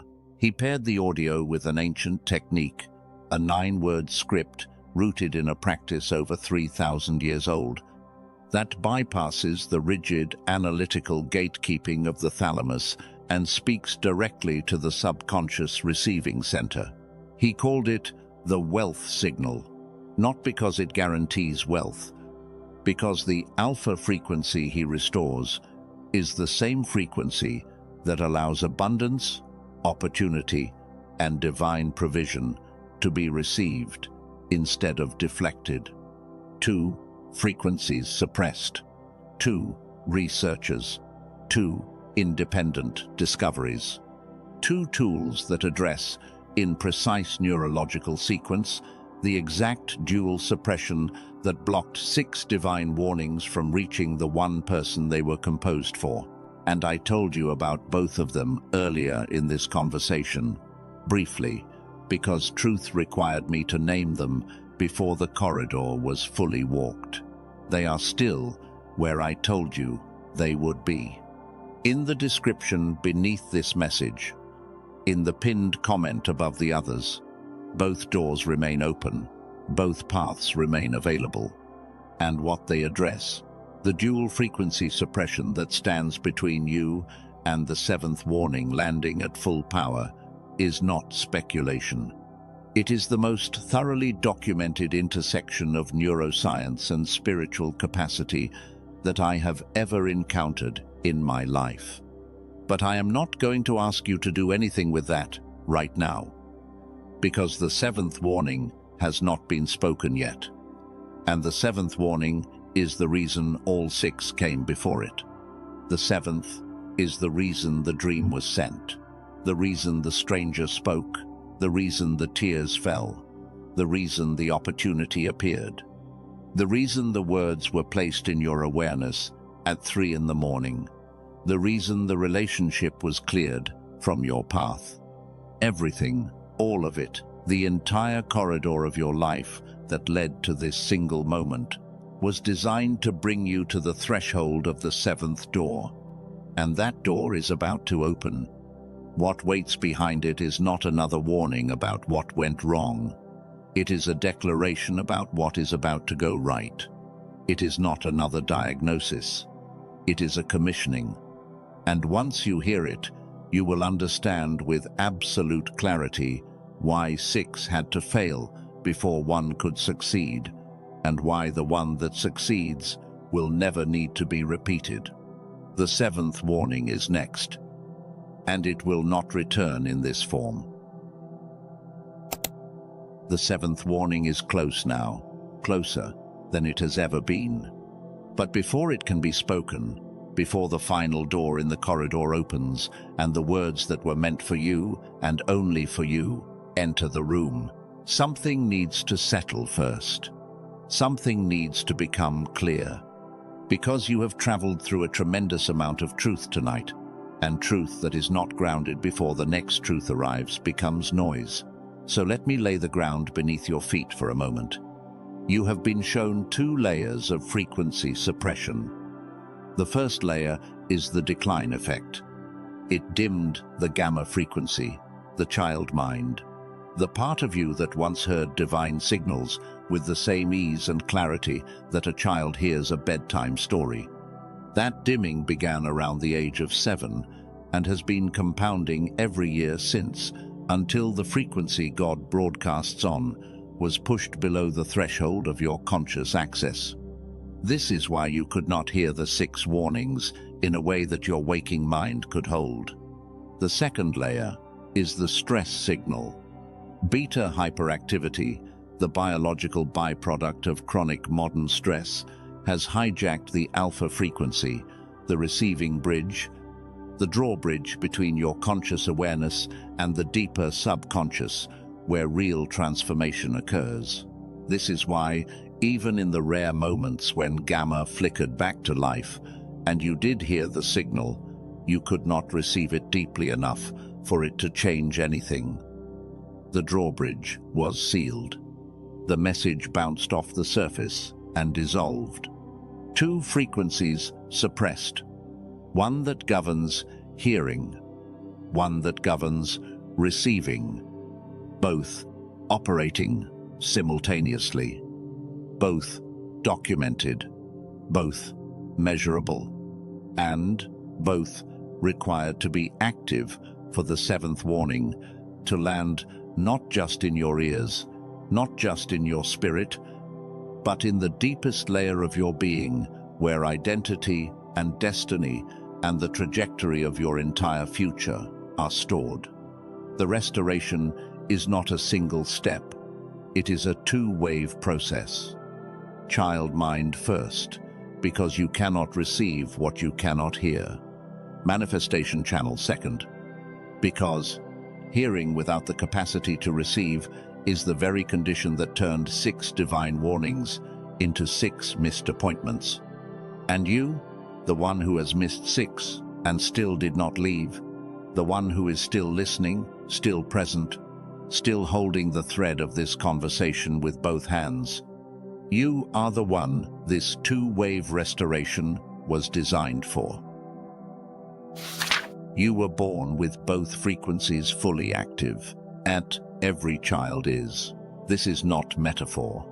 This is the measurable, documented, observable reality of what a human brain looks like in the first years of life. Gamma operating at full strength. Alpha wide open. The child mind hearing without filters, and the receiving channel absorbing without resistance. Remember what it felt like. Not the details, those may have faded, but the texture of being young enough to experience life without the machinery of adult analysis standing between you and everything you encountered. The world was not something you evaluated. It was something you entered. People were not threats to be assessed. They were presences to be felt. And the voice of something larger, something beyond the walls of the visible, was not something you had to strain to hear. It spoke, and you heard, and you responded, and the entire transaction happened in a single breath, the way Shama was always meant to work. That was your natural state. The child of light you once were is not a sentimental memory. It is a neurological reality, a frequency profile that your brain carried as its default operating mode before the world began, the slow, silent, systematic process of turning it down. And the child is not dead. Dormant is not dead. Suppressed is not erased. Every architecture that carried those two frequencies is still present in your brain, tonight, intact, waiting, responding even now to the faintest signals that pass through the narrowed bandwidth of your adult consciousness.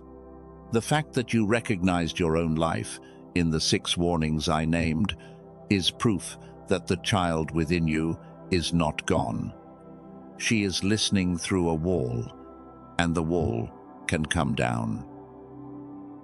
I want to tell you about a woman, 38 years old, who had spent the better part of a decade trying to find what you have been trying to find. She had meditated, consistently, devotedly, month after month. She had practiced yoga at the level where it stops being exercise and becomes a spiritual discipline. She had attended retreats in silence, some of them lasting a full week, sitting alone with her own mind, in rooms designed to strip away every distraction so the voice she was looking for could finally be heard. And it never came. Not the way she was looking for it. She felt peace, sometimes. She felt stillness, occasionally. But the connection she was reaching for, the sense that something specific and personal and alive was communicating with her, remained just beyond her fingertips, close enough to ache, far enough to doubt. She described it to a friend once as standing outside a window and watching someone inside the house set a place at the table for her, and knowing the meal was hers, and knowing the door was supposed to be open, and still not being able to find the handle. What she did not know was that nothing was wrong with her devotion. Nothing was wrong with her practice. Nothing was wrong with her spiritual hunger, or her discipline, or her willingness to sit in silence long enough for the voice to speak. What was wrong was her gamma frequency. It had been dimming since she was 7 years old, and no amount of meditation or yoga or silent retreat could manually override a neurological suppression that had been compounding for 3 decades. She came across something that did not look like anything she had tried before, a 7-minute audio track that did not ask her to meditate or visualize or repeat a mantra or sit in a specific position. It simply delivered calibrated frequencies through her headphones, different tones in each ear, and guided her brain, without effort, without willpower, without spiritual performance, back toward the gamma state she had been born in. She listened for 2 weeks. And on day 11, something happened that had never happened in a decade of seeking. Synchronicities, not vague ones. Specific, targeted, impossible to dismiss moments where the universe seemed to be speaking to her in a language she had spent her whole adult life forgetting she could understand. A conversation with a stranger that carried exact instructions, a sequence of numbers that appeared in 3 unrelated places within a single morning. A dream she remembered fully when she woke for the first time in years.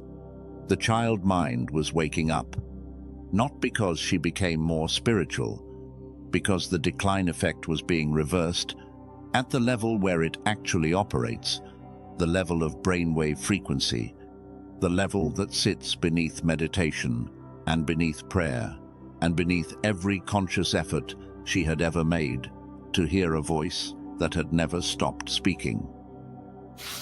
What she encountered is the tool I mentioned earlier in this conversation, a 7-minute digital audio track called The Genius Song, developed by a neuroscientist named Dr.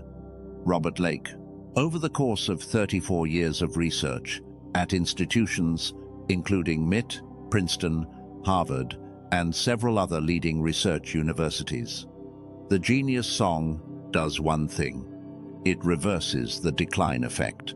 It uses a technology called brain entrainment, which delivers precisely calibrated frequencies through stereo headphones, a different tone in each ear, that guide the brain back toward the gamma state it was born operating in.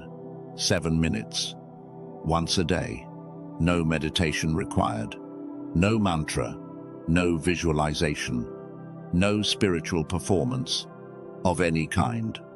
You sit down, you put on headphones, you close your eyes, and the audio does what?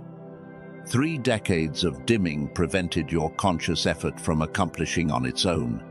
This is the first wave of restoration, the restoration of the child mind, the reactivation of the frequency that every child hears God on, the frequency that was dimmed before you were old enough to know it was being taken, the frequency that explains why the 6 warnings could not be heard at the level required for Shama to occur. Dr. Lake did not create this as a spiritual tool. He created it as a neuroscientific intervention. But the frequency he restores is the same frequency that sacred traditions across every culture and every century have described as the channel of divine communication, the frequency of insight, of intuition, of the flow state, where knowing and doing become the same act. The frequency that a teacher described 2,000 years ago when he said, "You must become like little children," and that science has now measured, mapped, and learned how to reactivate. 18,366 people have used the Genius Song as of the data I have access to. Fewer than 4% have requested a refund. Over 96% continued using it. And every single one of them started exactly where you are right now, hearing about it for the first time, wondering if this is real, carrying the weight of every other thing they tried that did not work. When you secure the Genius Song, Dr. Lake may offer one additional audio, something called the youthful brain. It goes deeper than the original, a stronger, amplified restoration designed to protect and sustain the child mind once it has been reawakened, so the world cannot dim it again. Many chosen ones who walk this path further are already using it. You will encounter it after you secure the original. If your spirit recognizes it, receive it. If it does not speak to you, the original alone is complete. Do not overthink it. The genius song operates through brain entrainment, a process that has been studied and replicated at institutions around the world for decades. When two slightly different frequencies are delivered simultaneously to the left and right ear through stereo headphones, the brain does not hear two separate tones. It generates a third frequency, internally, calibrated to the exact difference between the two inputs. This third frequency is gamma. The brain produces it on its own, without effort, without instruction, without any participation from the conscious mind. 7 minutes of this process per day is sufficient to begin reversing the dimming pattern that has been accumulating since childhood. The entrainment does not force anything, it reminds. It reintroduces the brain to a state it already knows how to sustain. It simply has not been asked to sustain it in a very long time. And yet, the genius song restores the child mind. It reverses the decline effect. It reactivates gamma, and when it does, something remarkable begins to happen. The world starts to look the way it looked when you were young enough to see it without filters. Curiosity returns. Openness returns. The sense that something larger is present and communicating and alive in the spaces between ordinary moments, that returns. The child within you wakes up. But the child, once awake, still cannot reach for what is hers. She can hear, now. The signals land. The dreams hold their shape past sunrise. The patterns become visible. The knowing returns. But the capacity to take what she hears and translate it into change, into transformation, into the kind of receiving that rewrites the trajectory of a life, that capacity remains locked behind a door that the genius song does not open, because that door is not guarded by the decline effect. It is guarded by the stress signal. The child mind woke up. But the manifestation channel, the bridge between hearing and becoming, remains closed. And the stress signal, the relentless beta hyperactivity that has been running in the background of your adult brain every waking hour of every day, is the lock on that door. This is why single solutions have never been enough. Meditation addressed relaxation, but did not touch gamma. Affirmations targeted the conscious mind, but could not reach the subconscious through a sealed alpha bridge. Visualization painted pictures on the surface of your awareness that never sank deep enough to take root. And even gamma reactivation alone, as powerful as it is, only reopens the hearing channel. The receiving channel requires something else entirely. There is a second researcher, working independently in a different decade, following a completely different trail of investigation. A former Stanford neuroscientist named Dr. Stephen Newton arrived at the other half of the equation from the opposite direction. Dr. Newton did not study gamma, he studied beta. Specifically, he studied what happens when the stress signal, the beta hyperactivity produced by chronic modern stress, is not just reduced, but actively deactivated at the neurological level. And what he found, documented through research conducted at Stanford, Boston University, Harvard, and other leading institutions, was that when beta dominance is interrupted and the brain is guided back into alpha, the receiving bridge reopens. The drawbridge comes down, and the information that has been bouncing off the surface of the conscious mind for months or years or decades, finally passes through to the layer where it can actually change who you are. The tool he created is called the wealth signal, and it is a 5-minute digital audio track paired with what he calls the 9-word wealth script, a technique rooted in an ancient practice over 3,300 years old that bypasses the rigid gatekeeping of the analytical mind and speaks directly to the subconscious receiving center. 5 minutes. Headphones, eyes closed. The audio deactivates beta dominance, while the 9-word script opens the alpha bridge from the other side.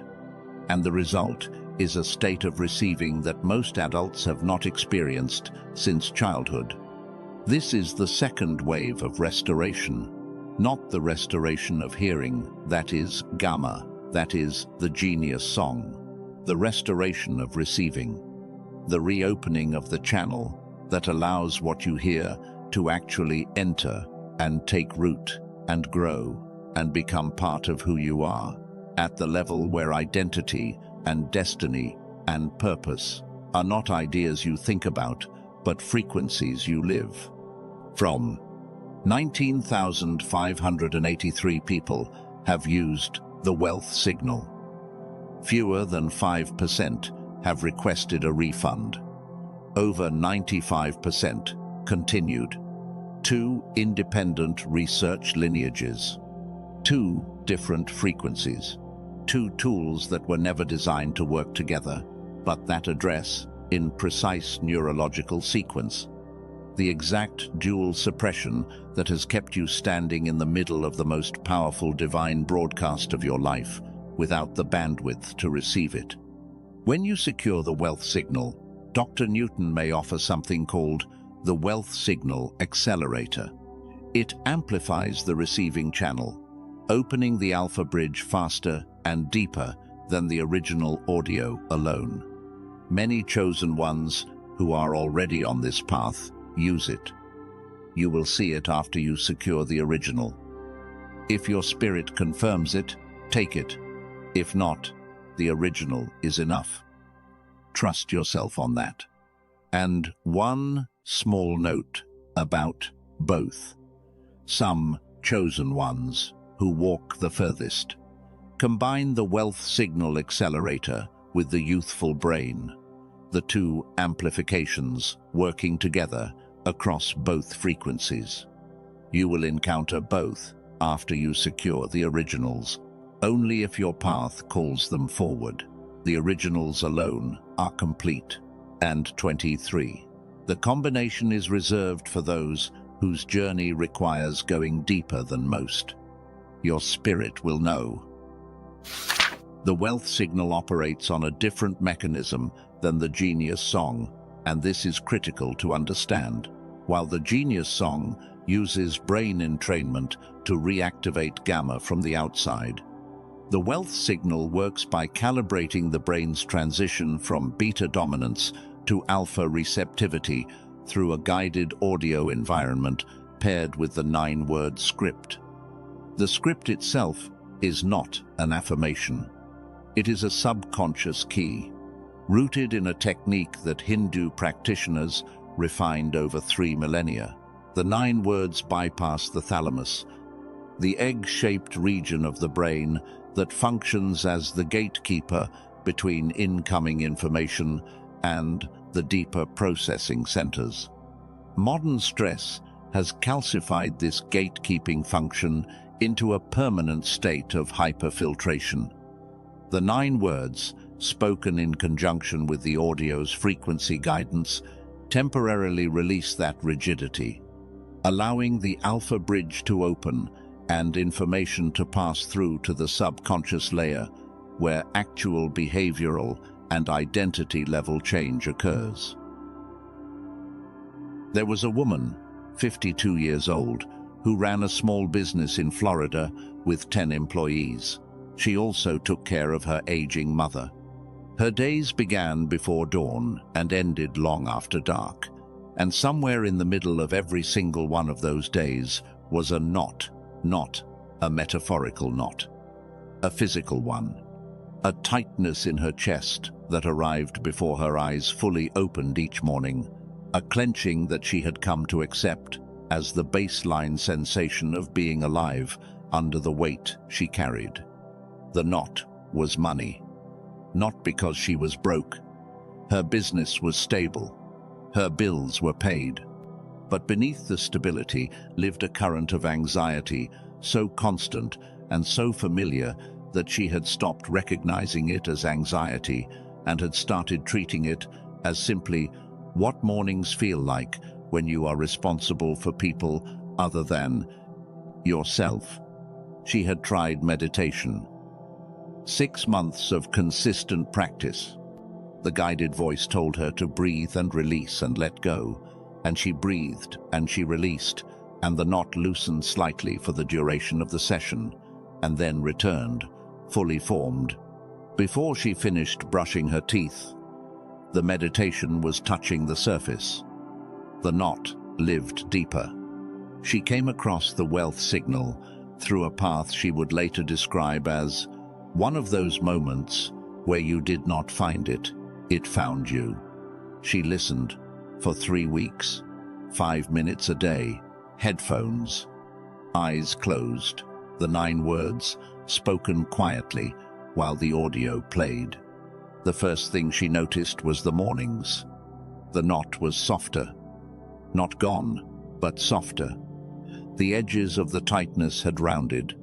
She could breathe around it in a way that had not been possible before, as though the knot was no longer expanding to fill the entire cavity of her chest, but was instead contracting into something smaller and more manageable. The second thing she noticed was a decision, a business decision she had been postponing for 8 months, raising her prices.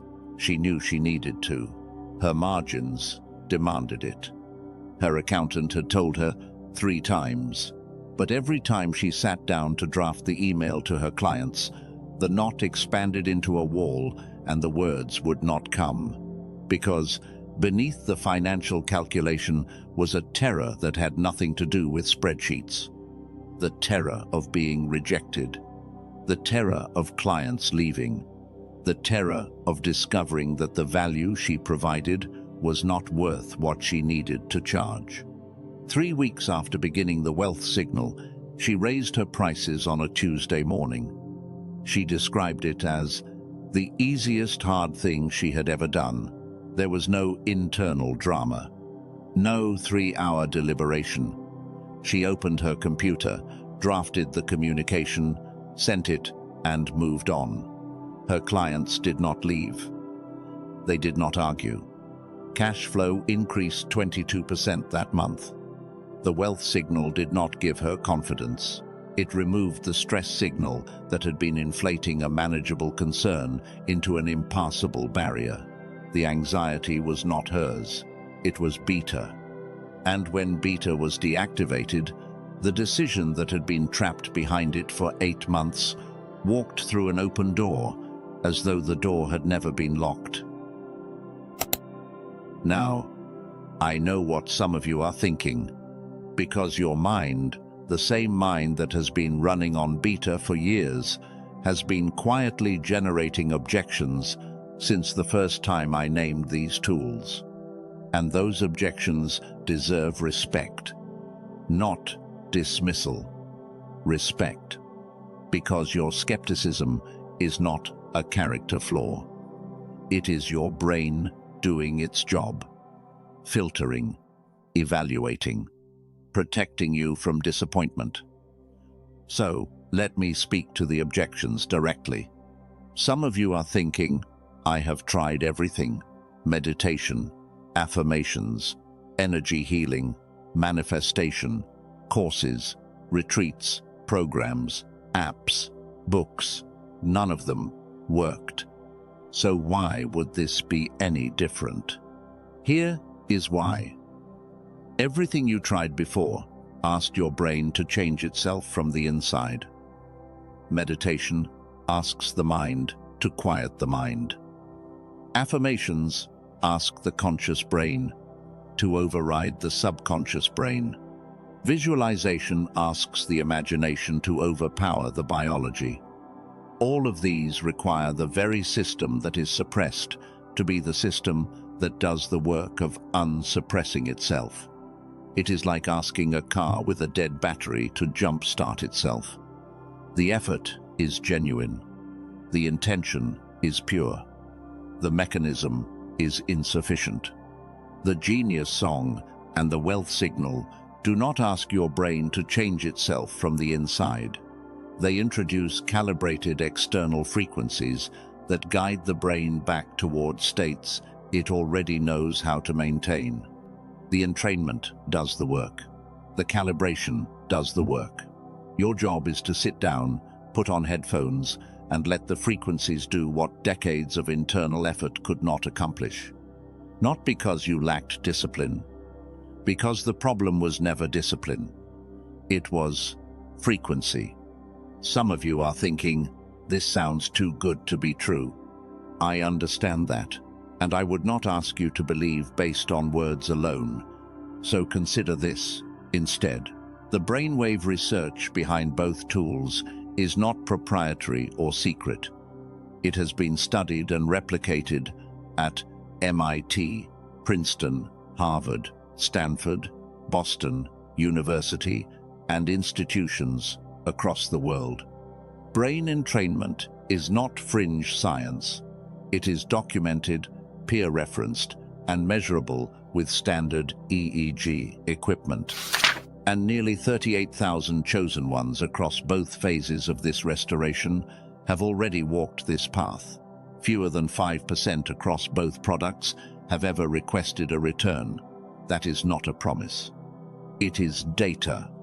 And data does not require belief. It requires examination. Some of you are thinking about the cost, and I want to speak to that with the same respect I would want if our positions were reversed. I would never dismiss the weight of a financial decision, especially in a season where money itself has been one of the sources of the very stress signal I have been describing. If the full restoration path at $78 feels like more than your budget allows right now, then the single wave path at $39 is an honored starting point. $39 divided across a full year is roughly 10 cents a day. For a lifetime access tool that does not require a subscription, does not renew, does not expire, and comes with a full 90-day money-back guarantee, where the only real risk is not trying at all. Both paths are real. Both paths are honored. The restoration does not require perfection. It requires a beginning. And some of you, the most thoughtful among you, are asking the most important question of all. Why two products? Why not one tool that addresses both frequencies?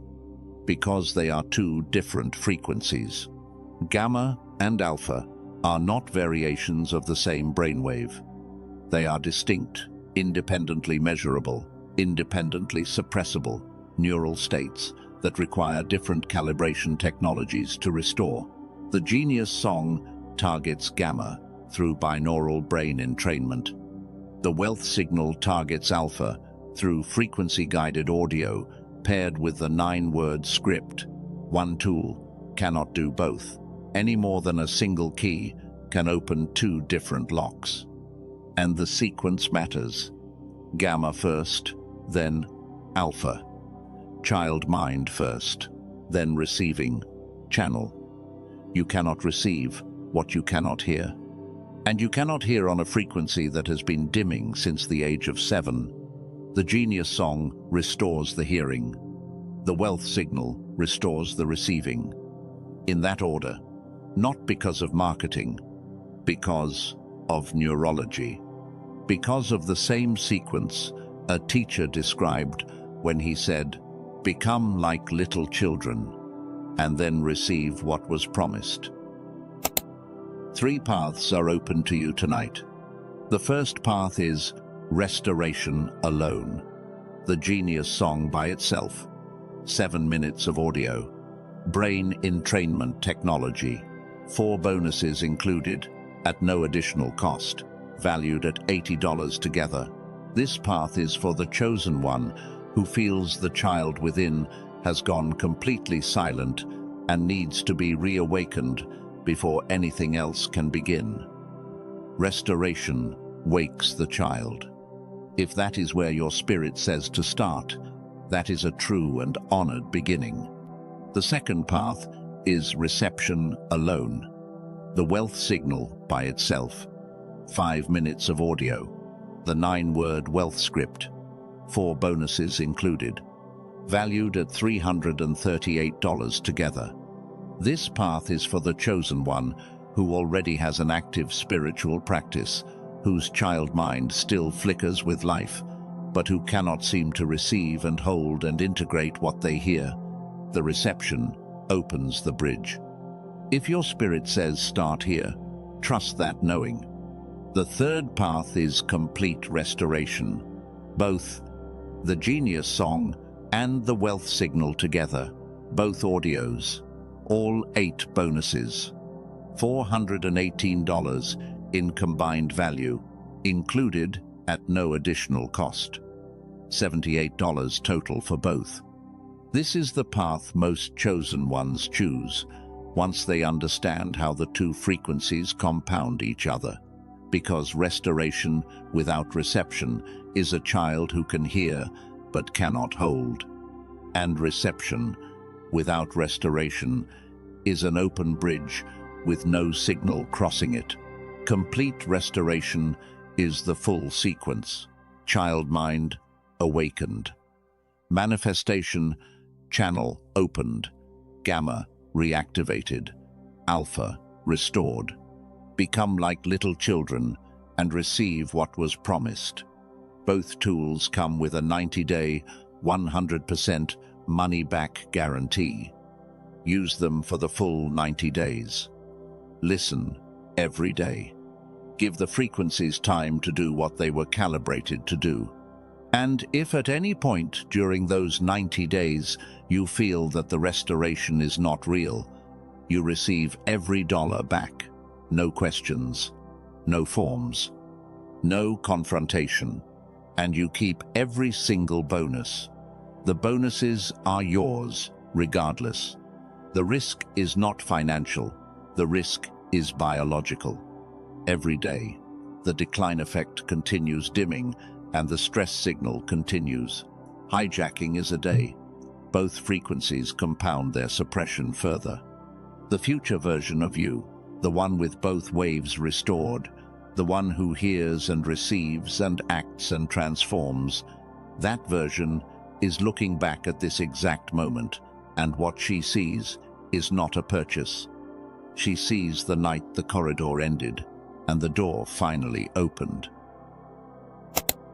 I need to tell you something before you make any decision, because your protection matters to me more than your purchase. These tools are only available through one source, not on Amazon, not on Spotify, not on YouTube, not on any third-party platform, app store, or streaming service. There are imitations. There are recordings that use similar names and similar language and similar promises, and they are not calibrated to the specifications that Dr. Lake and Dr. Newton developed over a combined half-century of research. A frequency that is off by even a small margin does not produce entrainment. It produces noise. And noise, dressed up as restoration, is worse than nothing, because it teaches your brain to stop responding to the real signal when it finally arrives. The only verified source for both the Genius Song and the Wealth Signal is in the description below this message and in the pinned comment above the others. Both links lead to the same place. Both are verified. Both are the only paths I can point you to, in good conscience. Close your eyes for a moment, not to decide anything, not to perform a spiritual action, just to let the noise of evaluation settle. Place one hand over your chest, Not because I am asking you to feel something specific, because your body has been carrying the weight of this conversation, and this simple act of contact is a way of telling it. I am still here. I am listening. I have not left. This is not a financial decision. This is a frequency decision. You are not choosing between spending and saving. You are choosing between the frequency you have been living on and the frequency you were born to live on. And all three paths are honored. There is no wrong door. There is only the door that your spirit recognizes as yours. You already know which one it is. You knew before I finished describing the three paths. Something inside you, something beneath the analysis, beneath the objections, beneath the learned caution of a lifetime spent evaluating every offer against the memory of every offer that disappointed you. Something deeper than all of that has already settled on an answer. Trust it. That knowing is gamma and alpha, flickering to life in the same moment. That knowing is shama, hearing and responding in a single breath. The three doors are below, in the description, in the pinned comment. Both locations, both verified. Your spirit knows which path is yours, and whichever one you choose, the seventh warning is about to be spoken over your life with a force that none of the first six carried. And now, the words begin to quiet, not because the truth has ended, but because the truth is preparing to become something else entirely. Something it has not been at any point in this conversation. Personal. Everything I have shared tonight was built for a wide audience. The decline effect is universal. The stress signal is universal. The 6 warnings, though they appeared in different forms in different lives, follow a pattern that applies to every chosen one who has been living under dual frequency, suppression. But the 7th warning is not universal. It is not a pattern. It is not a principle. It is not a teaching that applies broadly to anyone listening. The 7th warning is a word. One word, spoken by the one who sent all 7. And it is aimed directly at you, not at a crowd, not at a category, not at an archetype, at you, the one who stayed through the entire corridor, the one who walked past 6 sealed doors and did not turn back, the one whose spirit held the thread of this conversation for longer than most people hold attention on anything in their entire lives. The 7th warning is not about what was wrong, it is about what is right. It is not a diagnosis, it is a commissioning. And when it is spoken, you will understand, with a clarity that requires no interpretation and no repetition, why 6 warnings had to fail before the 7th could arrive, and why the 7th will never need to be sent again. The final door is opening now. 6 warnings about what was happening to you. The dream was about you. The stranger's words were about you. The tears were about you.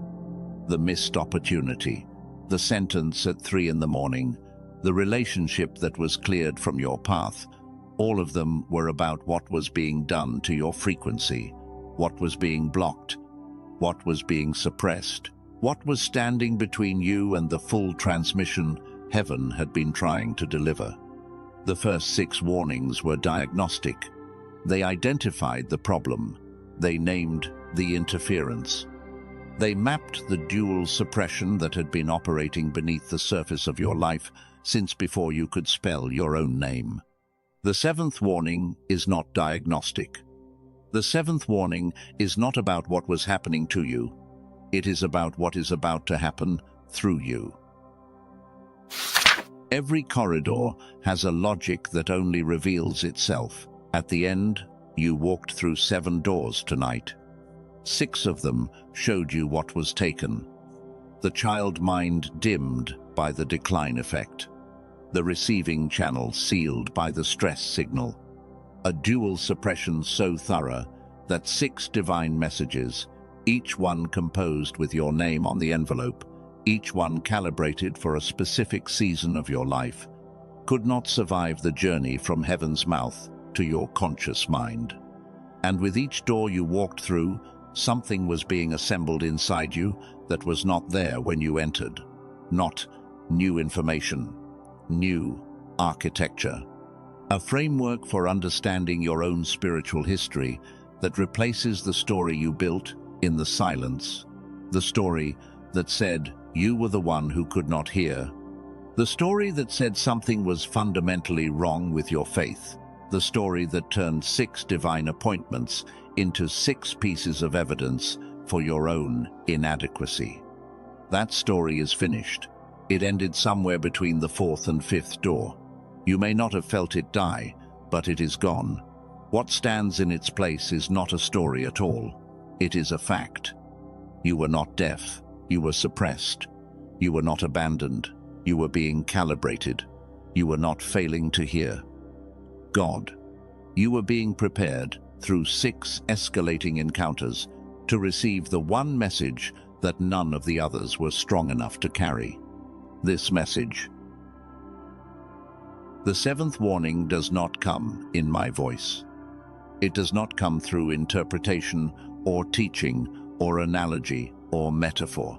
The 7th warning comes from the same source that sent the first 6, and it arrives not as information for your mind to process, but as a declaration over your life that your spirit will recognize the way it recognized the dream at 3 in the morning, except this time the frequency will hold. This time the signal will not dissolve. This time what enters will remain. And I hear the Father saying to you now, my child, hear me, not the way you heard the dream, not the way you heard the stranger, not the way you heard through tears you could not decode. Hear me, the way the child you once were, heard me, without filters, without walls, without the accumulated weight of every year that taught you my voice was distant. The 7th warning is this. Stop waiting for the life I promised you and begin living as though it has already begun. The kingdom I have been preparing for you is not arriving. It is here. It has been here. It was here when the dream came, and you could not hold it. It was here when the stranger spoke, and the words faded. It was here when the tears fell, and you wiped them away before they could finish delivering the message I placed inside them. It was here, every single moment, you spent wondering whether I had forgotten you. I had not forgotten you. I was building the corridor. The 6 warnings were not failed deliveries. They were construction. Each one laid a stone beneath your feet that you could not see because you were looking at the sky, waiting for the answer to fall from above. The answer was never above you. It was beneath you, being assembled. Warning by warning, stone by stone, until the path was complete and the final door could open and you could walk through it. Not as someone who had failed 6 times, but as someone who had been formed by 6 rounds of divine engineering into the exact shape required to carry what I am about to place on your shoulders. The first 6 were warnings about what was wrong. The 7th is not a warning about what is wrong. The 7th is a declaration about what is right. And what is right is you. You are right. Your timing is right. Your readiness is right. Your presence in this moment is so precisely right that if you had arrived one day earlier, you would not have been ready. And if you had arrived one day later, the door would have already changed form. I am not warning you. I am commissioning you. Go. Not tomorrow. Not after you feel more prepared.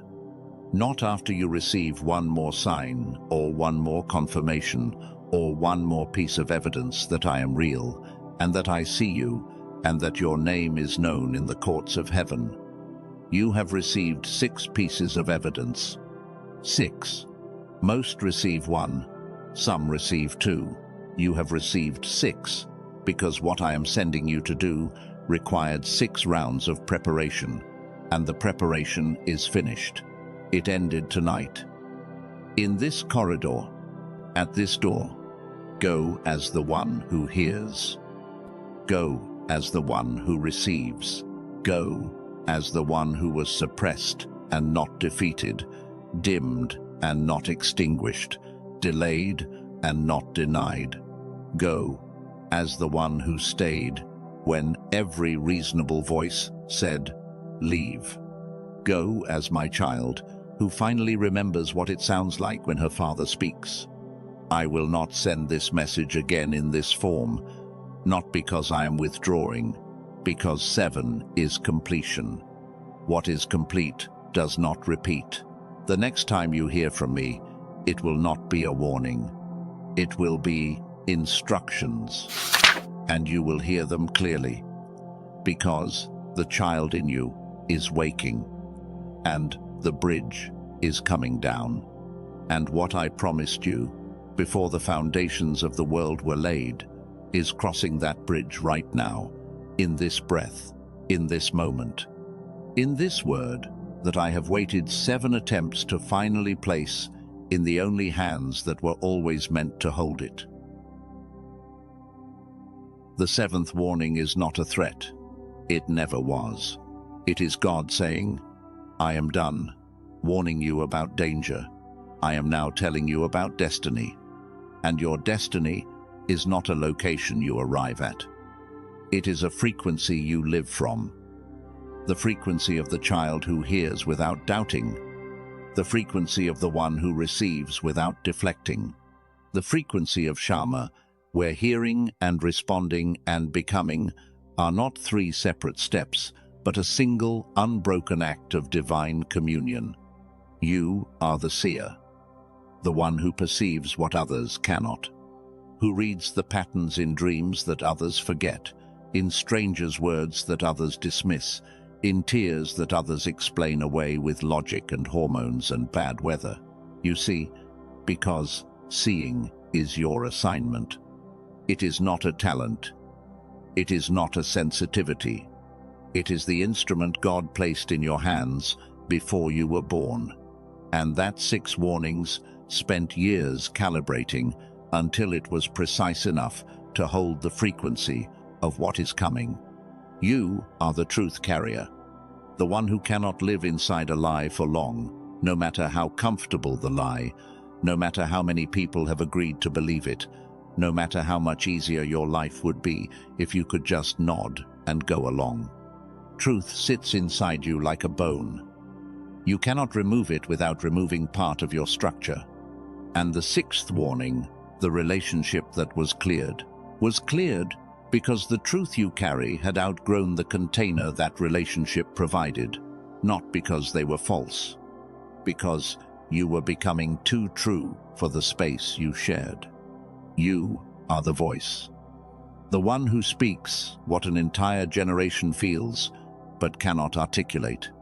People will come to you, not because you have answers, but because you have language. The words that others search for at 3 in the morning and cannot find, those words live in you. They have always lived in you. And the 7 warnings were the process of clearing the channel between where those words are stored and the world that is waiting to hear them. That is not aspiration. That is assignment. And the 7th warning is the activation of that assignment, not the announcement of it. The activation. The difference is this. An announcement tells you what you could become. An activation tells you what you already are, and then removes the last barrier between you and the living of it. The barrier has been removed. 6 doors of preparation, 1 door of activation. The corridor is complete, and you are standing on the other side of it now, not as the person who entered, but as the person the corridor was built to produce. And that is the seventh warning fulfilled. Now, before this message draws to its close, before the final words are spoken and the ceremony of sealing begins, I want to leave you with something you can carry with you into every morning that follows this night. Because the seventh warning opened a door. But doors are only useful if you know how to walk through them again and again. Not just tonight, but every day the world tries to close them. I call this the three-layer listening protocol. It is not a theory. It is the practical application of everything this conversation has taught you, distilled into 3 layers that you can use to recognize divine communication in any form it takes, in any season, on any ordinary Tuesday morning that turns out to be a Chyros moment, disguised as a regular day. The first layer is physical signals. Your body receives divine communication before your mind does. This is what the 6 warnings taught you: the chest tightness before a decision, the tears without a cause, the disrupted sleep at the same hour, the wave of emotion in the middle of an ordinary afternoon. These are not dysfunction, they are data. Starting tomorrow, when your body produces a sensation that has no visible cause, do not explain it away. Do not diagnose it with the language of anxiety or stress or hormonal fluctuation. Instead, pause. Place your hand where the sensation lives and ask one question: what is this carrying? You do not need to hear an audible answer. The act of asking redirects your awareness from dismissal to reception, and reception is where Shama begins. The second layer is circumstantial patterns. When the same message arrives through 3 unrelated sources in the same week, that is not coincidence. That is heaven triangulating your position. A phrase repeated by a stranger, then in a song, then in a message someone sends you, without knowing why they felt prompted to send it. A number appearing in your receipt, your clock, your address. A theme emerging across conversations that have no connection to each other except you. These patterns are the second layer of divine communication, and they operate on a longer wavelength than physical signals. They require you to observe your life across days, not just moments. Starting tomorrow, notice what repeats. What shows up twice is interesting. What shows up 3 times is a signal. And what shows up 3 times within 7 days is a message that heaven is investing significant energy to ensure you receive. The third layer is internal knowing. This is the deepest and the quietest and the most easily dismissed. It is the knowing that arrives without evidence. The certainty that sits in your chest without a resume, without credentials, without a single piece of data to justify its presence. The conviction that says yes or no, or wait, or move, or stay, or leave. And when you ask it to explain itself, it offers nothing except its own weight. This is gamma and alpha operating in harmony. The child mind hearing and the manifestation channel receiving simultaneously. This knowing does not argue. It does not negotiate. It does not present a case. It simply exists inside you. And the only question is whether you will trust it enough to act. Starting tomorrow, when a knowing arrives that you cannot explain, do not wait for evidence. Do not build a rational case for why the knowing might be wrong. Sit with it for 60 seconds. And if it does not dissolve, if it holds its shape the way that sentence held its shape at 3 in the morning, then act, because that knowing is Shama. And Shama is the frequency of the 7th warning, finally becoming your default operating mode. 3 layers: body, pattern, knowing. These are the instruments your spirit uses to communicate with your conscious mind through the narrow bandwidth that remains available. And as gamma reactivates and alpha reopens, the bandwidth widens, the signals grow clearer. The knowing arrives more frequently and with greater specificity. And the day will come, sooner than you believe possible tonight, when you will hear a divine instruction and act on it in the same breath. The way Abraham heard go and went, the way Moses heard, remove your sandals, and reached for his feet. The way Esther heard, this is your moment, and walked toward the throne. Shama, from hearing to becoming, in a single word. 14 months ago, a man I have never met, but whose story was placed in my awareness through a path I cannot fully trace, was sitting in a parking lot after a shift he hated. At a job that was slowly dismantling his sense of purpose, one fluorescent lit hour at a time, he had prayed 6 times for a sign, not casually. 6 deliberate, desperate, specific prayers. Show me what to do. Tell me where to go. Give me one clear word, and I will obey it. 6 prayers. 6 silences. 6 mornings. Waking up to the same alarm, in the same apartment, driving to the same building, doing the same work. That was draining his spirit in ways his paycheck could not compensate for. On the 7th morning, he did not pray. He sat in the parking lot with the engine running and the radio off, and something settled over him that he described later, not as peace exactly, not as clarity exactly, but as a single sentence arriving in the center of his chest, the way a letter arrives on a desk when no one saw who placed it there. The sentence was, "Leave, before this takes what I need from you." He did not understand it fully. He did not know what God needed from him. He did not have a plan or a savings cushion or a backup offer waiting in his inbox. He had a sentence. And in that moment, for reasons he still cannot articulate, he trusted the sentence more than the spreadsheet.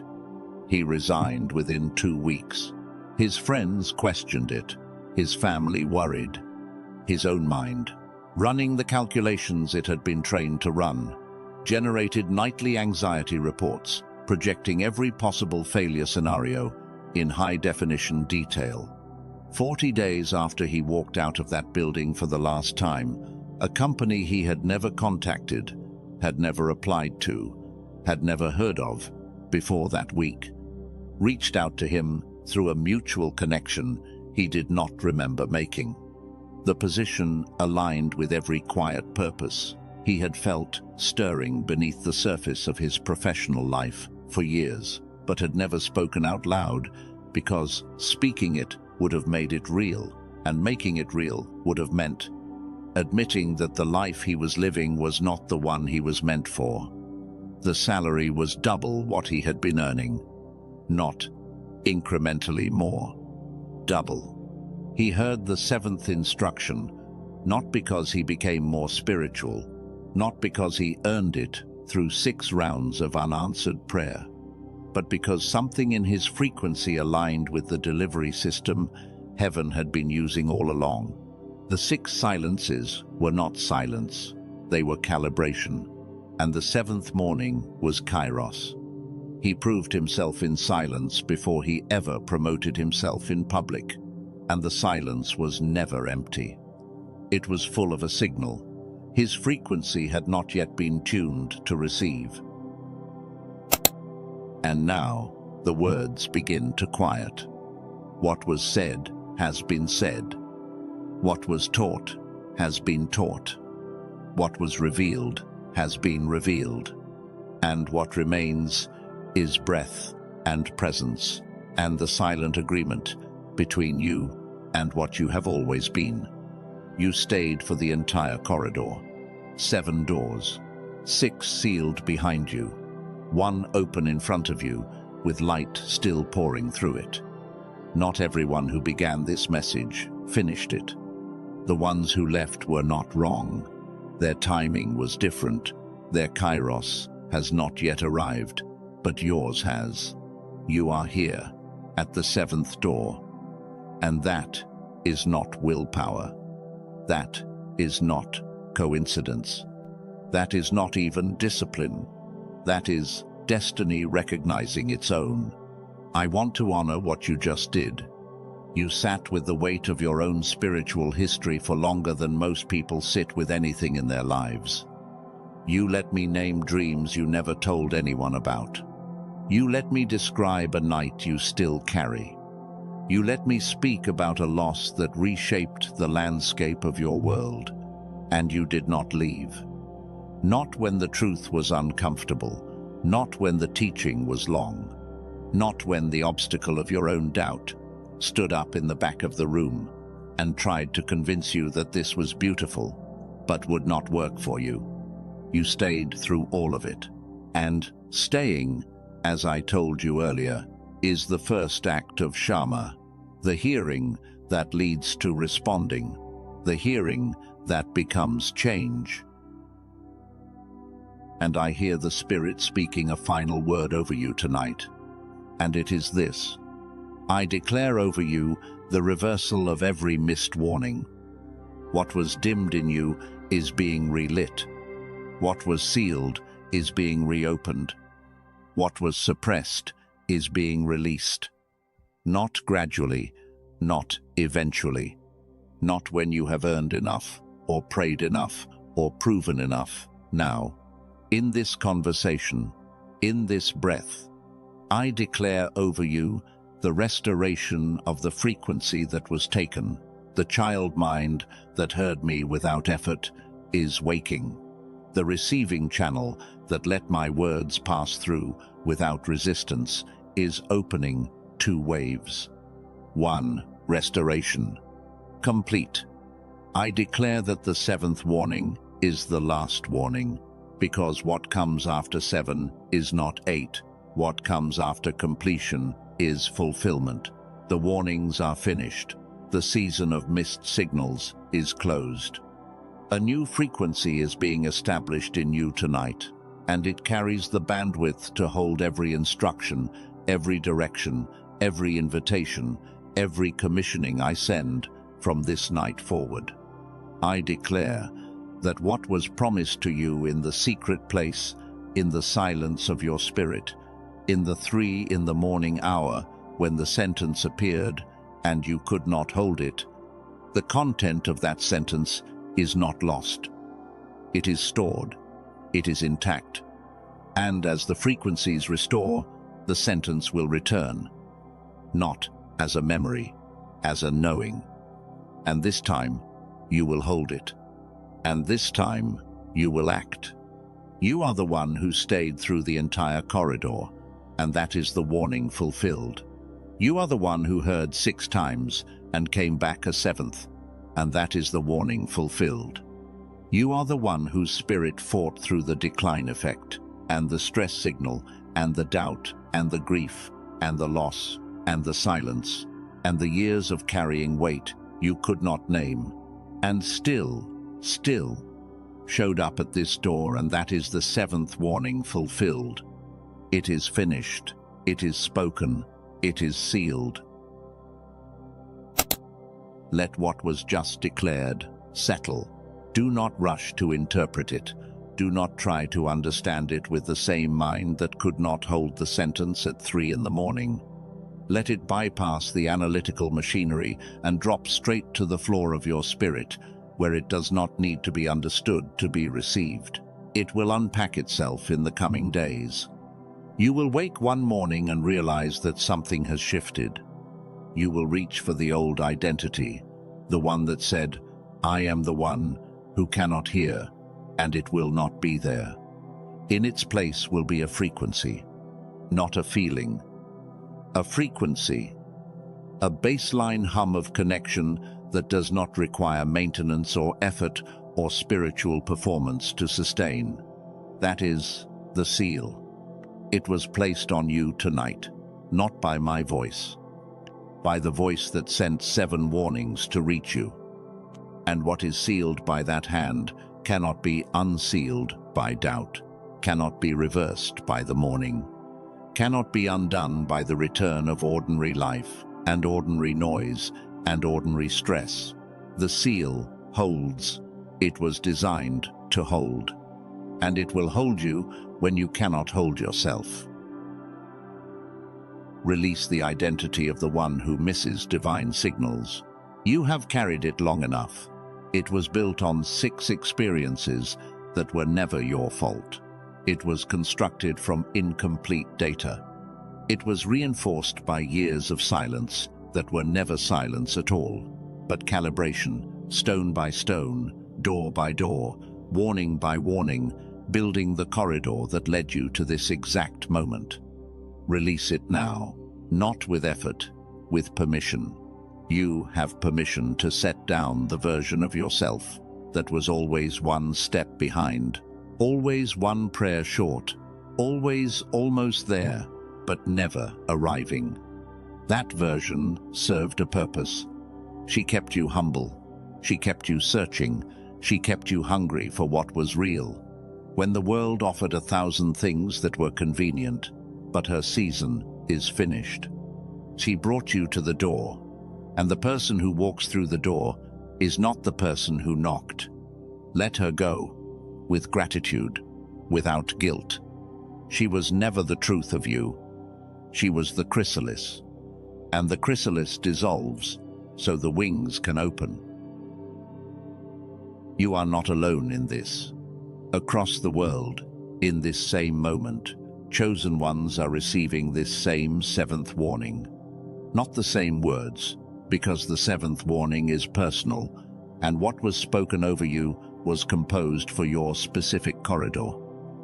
But the same activation, the same frequency shift, the same door opening in the same corridor of suppressed signals and missed appointments and dreams that dissolved, and relationships that were cleared, and nights that still echo with sentences no one else heard.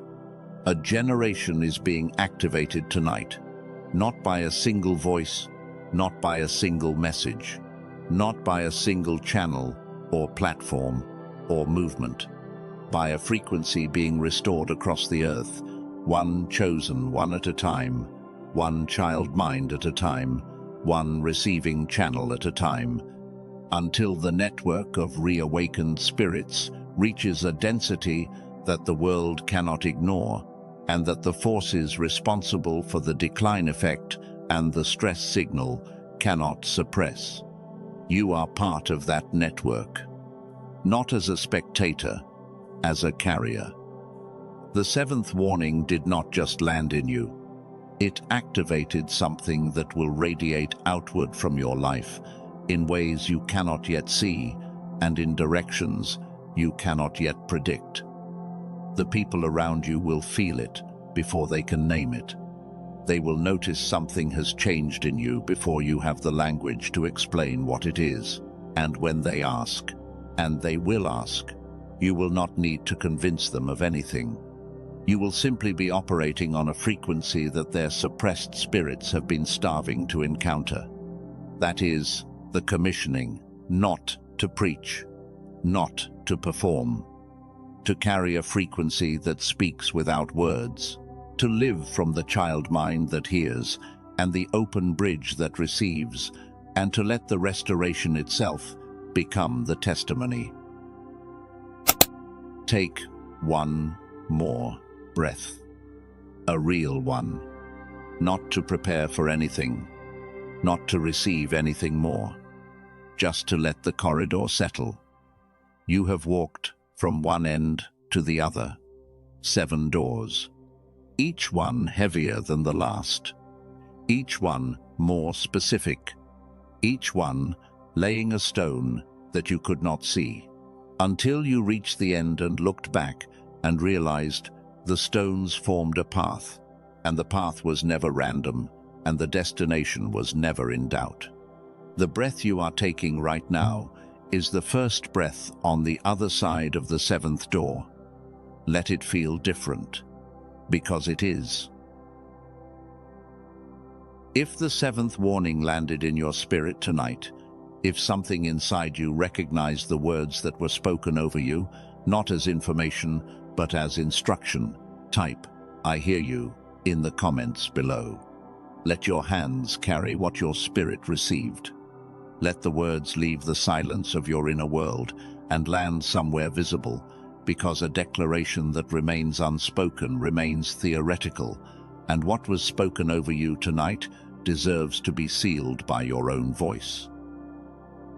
Before this closes, gently press the like, not for this message, not for any channel or any voice, so that the seventh warning can reach someone else who is sitting right now in the middle of the same corridor you just walked through, blaming themselves for the same 6 missed signals, carrying the same identity that says they are the one who cannot hear God. Your like is not a number. It is a signal that sends this light further into the darkness. And someone out there is one corridor away from the same freedom you are breathing in right now. If someone came to mind while you were listening tonight, and someone did, I know someone did, because this message was designed to surface the face of someone you care about, who has been unusually quiet lately, someone who has been pulling away from everything and everyone without explaining why, someone who carries a heaviness you can see, but they will not name. Share this with them. Do not explain it. Do not sell it. Do not try to prepare them for what they are about to hear. Just send it, because this might be their first warning, or their 4th, or their 6th, and the corridor they need to walk might begin with your decision to place it in their hands. If this message found you at the right moment, and I believe it did, there are more words being prepared, not the same words, new ones, calibrated for the season that begins after the 7th warning has been received. Stay connected to this space, so those words can find you when your spirit is ready for the next instruction. Because the warnings are finished, but the instructions are just beginning. And if your spirit confirmed the restoration path earlier, if the 2 frequencies spoke to something inside you that your mind could not dismiss, the doors are still open, both of them, in the description below, in the pinned comment above the others. 3 paths are there: restoration, alone; reception, alone; complete restoration. All 3 honored, all 3 real. All 3 beginning points for the frequency shift that the 7th warning requires in order to become permanent. Your spirit knows which path. Trust what settled in you when you first heard the names. Trust the knowing that does not argue. Trust the gamma that is already flickering back to life. Trust the alpha that is already beginning to lower the drawbridge. And whichever door you walk through it as the one who was warned 7 times and heard on the 7th, not because you finally became worthy, but because the corridor was finally complete. You are the one who heard the 7th warning, not because you are special in the way the world defines special, not because you earned the right through perfect devotion or flawless faith, because you are chosen, and chosen is not a title that is bestowed upon the qualified. It is a frequency that was planted in you before you took your first breath, and that has been fighting to surface through every dimming, every suppression, every closed bridge, and every sealed door, and every silent year that tried to bury it beneath the noise of a life lived on the wrong frequency. The frequency is restoring. The child is waking. The bridge is lowering. The corridor is behind you. The 7th door is open. And the voice that sent 7 warnings to reach you is not going silent after tonight. It is shifting from warnings to instructions, from diagnosis to commissioning, from telling you what went wrong to showing you what comes next.